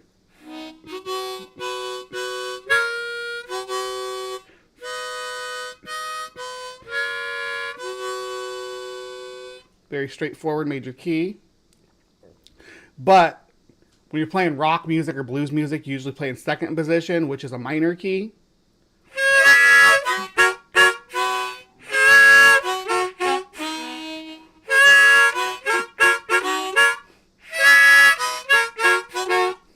Like that. So he's more sucking. Alright, I need to get back on topic. Damn it.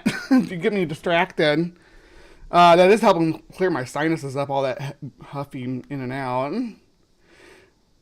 Anyway, so the domestic animals that I'm going to be talking about today are not mammals, though. And it took me too long to talk about them. But before we even get into talking about them, we need to talk about ancient history, I guess. We need to have a history lesson about the Silk Road. Because it's going to start off, and you're going to think horses. All the way back in the 2nd century BC, the Han Dynasty served as the second Chinese imperial dynasty to date and had ambitions to accomplish more than just that. Initially hoping simply to resolve the recurrent issue of conflict with the Xiongnu tribes along the north and west borders, the Han Emperor, Emperor Wu, decided in There's like Mikhail, where there's seals. 38 BC to send an envoy off to try and form some type of alliance or garner support from the Yuzhai in the west. As he traveled through Central Asia, the emissary, Zhang Jie, witnessed for the first time a variety of new people and cultures and was particularly fascinated by the Daiyun people. To be specific, Jie was drawn to the horses of the Daiyun. Although so the Daiyun has some sweet horses, but they're in the Greco-Bactrian. We should have some Bactrian camels and stuff too. Sweet. Why wouldn't they get camels instead of horses? Camels are much scarier than horses in battle. Han Dynasty had long been using horses in warfare, and even as far back as during the 11th century BC, the Shang Dynasty cavalry and chariots were popular. The horses of Daiyun appeared to Jie to be far superior to those that were bred in China. Admiring their size, strength, and speed, Jie returned to Emperor Wu and informed him of these magnificent beasts. As a result, Wu decided to purchase some of these Western horses, and in a short matter of time, with the help of their new horsepower, the Han Dynasty was able to address the Xiongnu threat. Impressed by the success of Jie's journey west and the collaboration it inspired, Emperor Wu decided to take things a step further, triggering the official opening of the Silk Road in 130 BC. Connecting the east to the west through a network of trade routes spanning roughly 4,000 miles from end to end, reaching from the Han in China to the tips of Europe. This was not the first such road, or more accurately, roads to create an international trade route, though. So it wasn't just one road, right? It went north of the Himalayas, it went south of the Himalayas, went through the Hindu Kush, went around the Hindu Kush. Went down into the Arabian Peninsula and into Egypt. It went up into Eastern Europe. So it wasn't just, and look how far it's scattered all over the Far East here. It follows the Ganges almost all the way to the Bay of Bengal.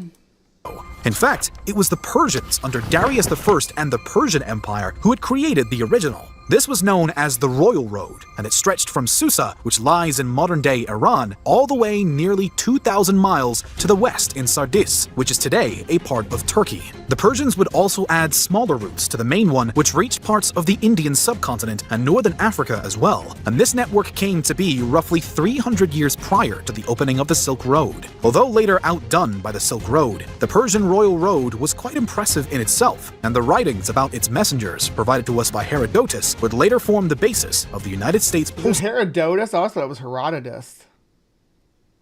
Isn't Herodotus the unreliable narrator, though?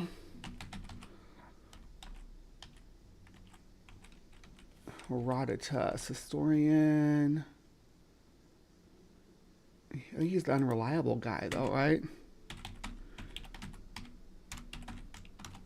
Like he made up stuff. The histories, Herodotus. Many scholars, ancient and modern, routinely cited Herodotus. To this day, some scholars regard his work as being at least partly unreliable. A problem recognized by everybody. But he had some pretty wild tales about what he encountered on his journeys into Africa and Asia. Postal Service creed. Nonetheless, the Silk Road would soon be the ultimate route or routes for messengers, merchants, and explorers alike. The roads were used in a few manners, with the main being for commercial trade. Despite the fact that the term we know it by now was not actually coined until the late 19th century, the Silk Road did, in fact, serve as a major contributor of the trade of silks throughout the region it spanned over. For a long while... Here we go. Now we're getting into the meat of it. What is the Silk Road and where did it get that name? Silk only came out of China due to the fact that it was the Chinese who discovered how to harvest the material from the cocoons of silkworms and had strategically hidden this discovery from the rest of the world. Thanks to the creation of the Silk Road network, though, the material and products produced from it could now be sold all throughout the path to Europe, and it was the far west Romans, in particular, who really fell in love with this Chinese commodity. What's not to love about silk, though, right? It's so smooth and well, silky. I mean, it's literally an adjective that we use to describe things based on this substance, based on this material. This near obsession with silk that the Romans developed would actually also prove to be a prime example of how the Silk Road not only spread goods from west to east and east to west, but brought culture and new ideas to each state that it touched. In the case of Rome and silk, the remarkable demand for the product within the empire eventually put Rome in a position of an unfavorable balance of trade, which deeply bothered. So it's kind of cool how the Silk Road like lines up a little bit with like Dune lore, how there's this mysterious insect that produces this substance that's highly desired by empires far and wide. So there really is a thread of the origins of Dune here. The emperors. While nothing would ever be done to rectify this before the 476 fall of the Western Roman Empire, the Eastern Roman Empire, or the Byzantines, would take on the burden, and it would be their emperor who now put an end to it. After discovering the source of this infatuating material, Emperor Justinian sent 2 men undercover as monks into China to steal enough silkworms to start a new production stream of silk back in Byzantium. The expedition worked, and now the Eastern Roman Empire could save its... I don't know, what is this accent's different than mine or what? Byzantium? Am I saying these things wrong? Is it's Byzantium, right? Not Byzantium. Am I wrong? Am I the bad guy here? From the same high-priced silk-induced trade imbalance of their Western counterparts. Silk was still not the only popular export along the Silk Road, though. Additionally, from east to west, products such as teas, dyes, spices, porcelain, paper, gunpowder, and medicine were all frequently traded. Paper and gunpowder would go on to make significant impacts in the contemporary European world, with gunpowder changing warfare as they knew it, and paper soon becoming the primary canvas for writing. As the Eastern trade changed the Western culture and world, the West did the same for the... And they don't even bring up the pasta. They don't even bring it up. But yeah, we got lots of cool, yummy pasta too from...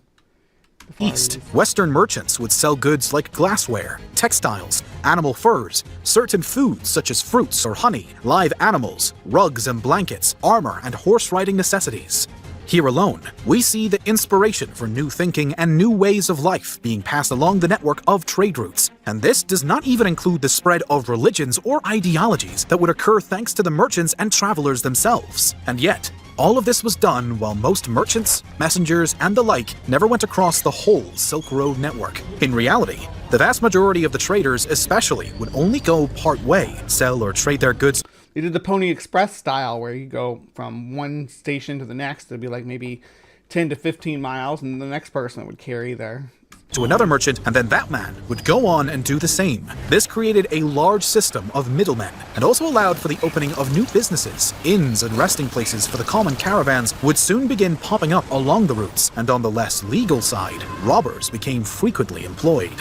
There was one man who would travel from one end to the other, though, and he would make the road famous through his writing about the journey. It was Marco Polo, who spent 3 years alongside... Oh, maybe we will get to the pasta. his father, aged only 17, traversing the Silk Road until they finally reached the Chinese palace of Kublai Khan in 1275 AD. The Polos would stay in Asia for years more, where the young man traveled to places he'd never seen and met people and cultures he'd never imagined. When Marco Polo yet again traveled along the Silk Road, this time to return home to Venice in 1295, he brought back with him all of the knowledge and experience that he had gained from his time in Asia and shared it all with the European world in his book, The Travels of Marco Polo. Language, culture, religion, discovery, and so on and so forth were all shared along the Silk Road, making the ancient trade network an invaluable part of history and our world today. Even disease spread along. So I have mealworms and crickets. That's my commodity that I'm trading and selling. But obviously I'm also a bard and entertainer, so let's keep that in mind as well. The routes, and many historians point to the Silk Road in particular as being the possible culprit for the spread of If you hire me to escort you along the Silk Road, I will teach you about all the creatures along the way and plants and stuff, but I'll also play music for you. Devastating Black Death in the 14th century. Yet, the Silk Road only lasted for another 100 years. This is because after the Ottoman Empire conquered Byzantium, the Ottomans all but entirely cut off any trade with the West and shut down the Silk Road. Looking for ways around this, many Europeans began to explore the sea instead, hoping for a means around the blockage on land. This birthed the Age of Discovery, lending soon to the eventual European expeditions to the New World that would shape so many countries as we know them today. In many ways, it was the Silk Road. They wanted to bypass the Ottoman Empire, so yeah, the Ottomans being awful was part of the problem. Itself that can be credited for these monumental moments in history, as it was the possibilities provided by the incredible trade network that would give Europeans a craving for further exploration and global trade, which would send them to the seas in response to the Ottoman intervention. Thus, the Silk Road worked in a plethora of ways. It served, obviously, as a hub for international trade and commerce. Additionally, these routes would open up new journeys for explorers, allow for easier passage of messengers from east to west, and through all of this helped to share and exchange cultures, languages, religions, ideas, development, and sadly, even disease. So, yeah, I just wanted to watch that real quick because I love these little guys. Look at this. They're so cute. Munch, munch, munch. They just munch away. They spend their whole life just munching and munching. And then they build their little silk cocoons. Now, this is the silk that we spin. And sometimes they struggle to get out of their cocoons, or they can't even get out of their cocoons because they're so big and the cocoons are so small. And then they lay their eggs. And the babies hatch. And they could eat mulberry leaves. And grow and grow.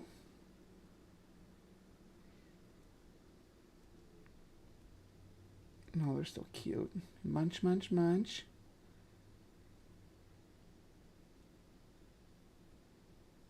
Fourth molt, munch, munch, munch. That's when they get really, really big. Nom, nom, nom. Yeah. Eat away. And then when they spin their cocoons. Yep. But I'm thinking about getting some, honestly, and trying to raise them. So I found this video of this guy talking about raising them. So I want to watch that real quick. So I made this turn to this, which then got a bit bigger and turned to this, which then turned to this. Oh, so yeah. cute. Pretty dang cute. That's an understatement. What's up, everybody? Welcome back to another video on my channel. My name is Dion and you're watching Reptiliatus. So for those of you who are following me on my other social media platforms, you already know that I've been hinting at this Friday being another one of my new special feeding videos, a silkworm feeding video. And so leading up to that, I thought I'd do an interesting video where I show you guys how I keep the worms, as well as a really interesting thing that happened with one of them, soon to be two. So let's go ahead and have a look at that, get a bit amped up about Friday. We'll go over how I care for the silkworms, what works for me, how I raise them up to a juicy size so that they're ready to be fed to the animals in one of the silkworm feeding videos. For today's question of the day, I want to ask you guys, what is your favorite feeder insect that you offer to your reptiles and amphibians? My favorite feeder insect is probably a red runner, Turkish roach. Let me know in the comment section down below. As always, I'll give your comment a heart, and we'll engage in a bit of a conversation also. Awesome. Also, I want to say that if you guys are new here, definitely consider subscribing down below and dinging the notification bell if you enjoy learning about specialty pets such as reptiles, amphibians, and different types of cool invertebrates. It means a lot to me. And if you enjoyed this video, definitely don't forget to give it a thumbs up. Helps the video reach a wider audience so more people can learn about my channel and the interesting content I hope to be conveying to you guys. Well, yeah, guys, do that to my my silkworms. channel. I realize the container is pretty basic, but this has been what works for me.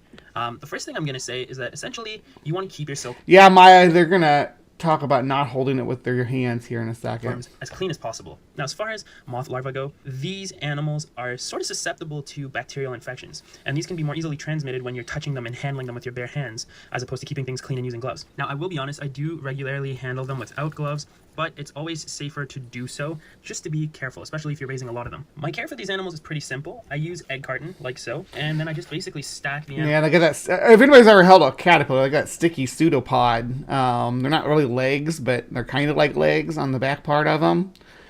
They're called pseudopods, but they got like almost like suction cups that they suction to your skin. Animals on the cardboard, just place them when I purchase them. And then the main thing is just feeding them, because as a caterpillar, these animals are constantly growing and putting on more body mass. They're just trying to eat until they get to a large size where they can pupate, which is something we're going to address very soon. So these animals actually have a pretty strict diet. It's comprised solely of mulberry leaves. Now, Aunt Jar says, is it cruel to harvest silk? Does it involve interrupting the growth cycle and stealing their cocoons? No, not that I'm aware of. They're domestic though, so they don't have like a natural life cycle. They don't ever, like the adults, they look cute, but if you look at them, they're too chunky to fly. They're too fat to fly because they've been selectively bred to have the fattest, most full silk glands as possible. Selectively bred for the ones that produce the most silk, and the more silk that you're producing, the fatter your abdomen, and less likely you are to be able to fly. So they are flightless for the most part. I think they may be able to flutter about a bit like a chicken, but chickens are another animal that's domesticated to the point of flightlessness. So. Go figure. Fortunately, a commercial product has been made available to nourish these animals called mulberry chow, and you can usually purchase it from any store. Yeah, this is a game changer for me. This is what stopped me from wanting to get silk moths in the first place. If I can get this stuff for cheap, oh my gosh, I'm going to have a silk moth sitting on my microphone again. Mantises are high maintenance. I'm just not in a place where I want to take on a whole bunch of mantises right now. And you have to buy them in bulk too to get a good chance of having adults. Sells the silkworms because they themselves are having to feed the animals while they're in the shop. Otherwise, generally, they should be able to order the chow for you, either in a dry form or in the already prepared form that you can keep refrigerated and use as needed. But essentially, my daily routine as far as raising silkworms goes consists of, you can see that one's pooping right now, it consists mostly of cleaning them out. So when I get here in the morning, there's usually a ton of poop in every little section of the egg carton. So I'll dump it, just kind of flip it upside down so it falls out.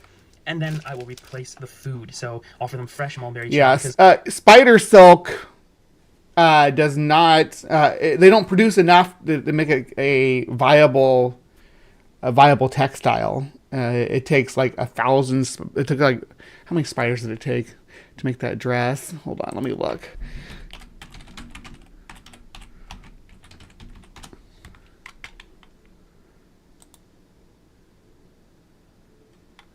Here we go. Kind of off topic, but I'll just pull it over real quick. This garment here, this dress, 3 years, 1.2 million golden orb weaver spiders individually collected from the highlands. So, collecting all those spiders to make this textile. So that's why moths make better silk than spiders. As this dries out, it becomes inedible and the animals can't get it, and they need the moisture and the food. So if it becomes dry and crusty, it's of no use to them. So they're constantly eating and pooping, and keeping them clean is a priority. I've never really had to replace the egg carton between batches. That's not really been an issue, and honestly, it's probably not the cleanest thing. I'm really just using egg carton that came with my crickets, and I've had no issues with that. So you don't need to go find some fancy. I got tons of egg carton, so. Egg carton. I mean, maybe that's better for them, but that should be fine. Now, airflow is really important for these animals. They like to have a lot of clean airflow. That's going to really help make sure they don't go stagnant. High humidity is not good for them. I even remember in Vietnam, there were fans constantly blowing in the room where they were being reared. Obviously, they need relative humidity so that they can molt properly. I think I can handle this, though. I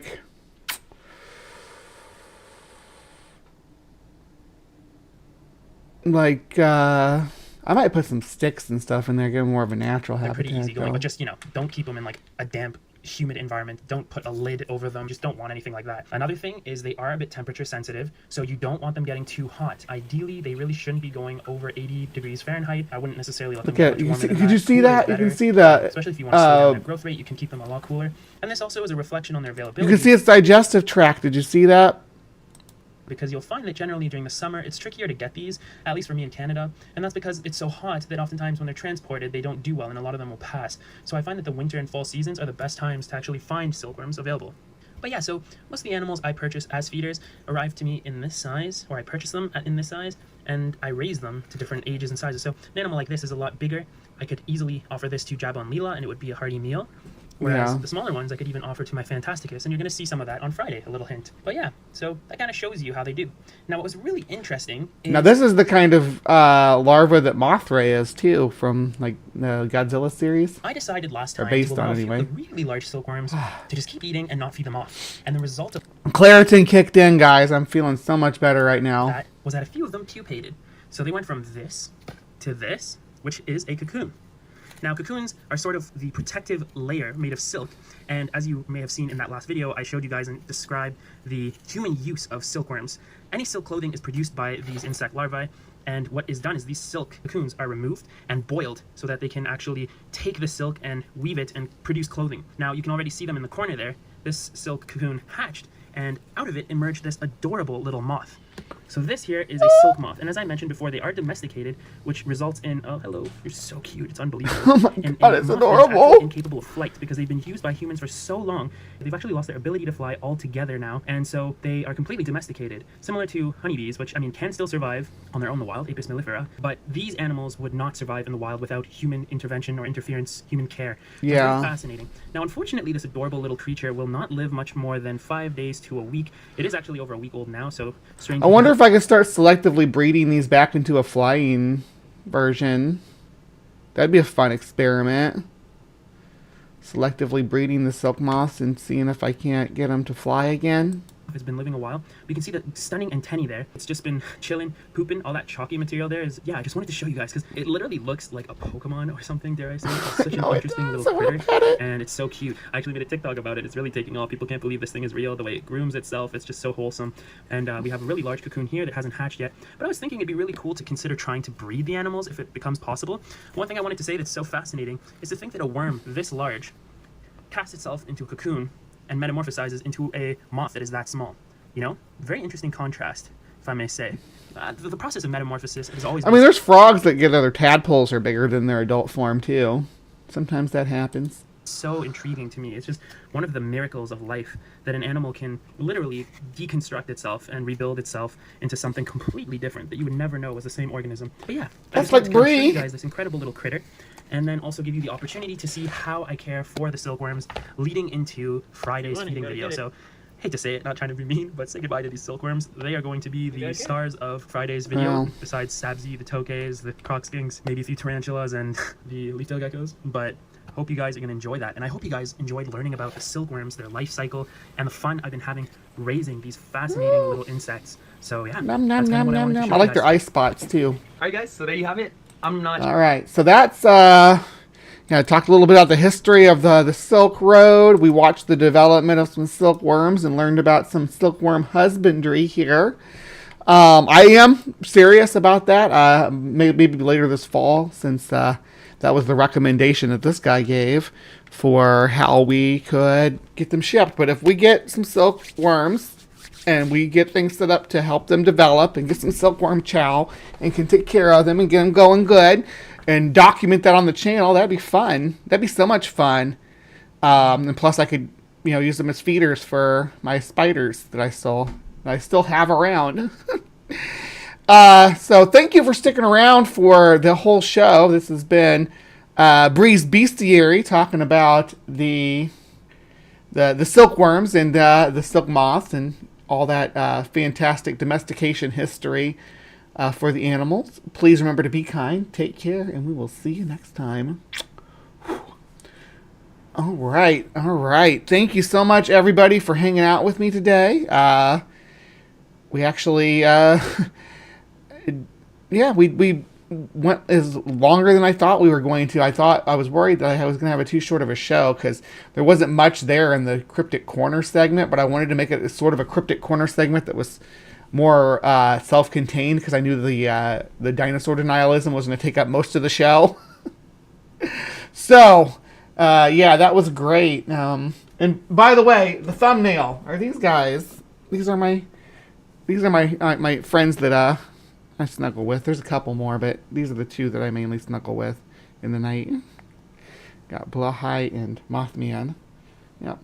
Mothman can't fly either. His wings are too small. All right. Well, please remember to be kind and take care. I will I don't know if I might head over to Gather here in a little bit, but I'm going to eat some lunch first. All right. Much love. With all the noise, pseudoscience, and political rhetoric clogging the airwaves about transgender people, it can be difficult to understand what's really happening and what's really true. Good news, everyone! Welcome to The Transpositions, your compass in the rugged landscape of transgender issues. Here, we strive to be the beacon of authenticity, providing a platform that amplifies the voices and experiences of the transgender community. From breaking news to in-depth features to breaking down the real science, we are committed to fostering understanding, empathy, and empowerment for all individuals across the gender spectrum. Join us as we navigate the complexities, celebrate the triumphs, and advocate for the rights of transgender people worldwide. Together, we can redefine boundaries, challenge stereotypes, and champion inclusivity. Subscribe today. The link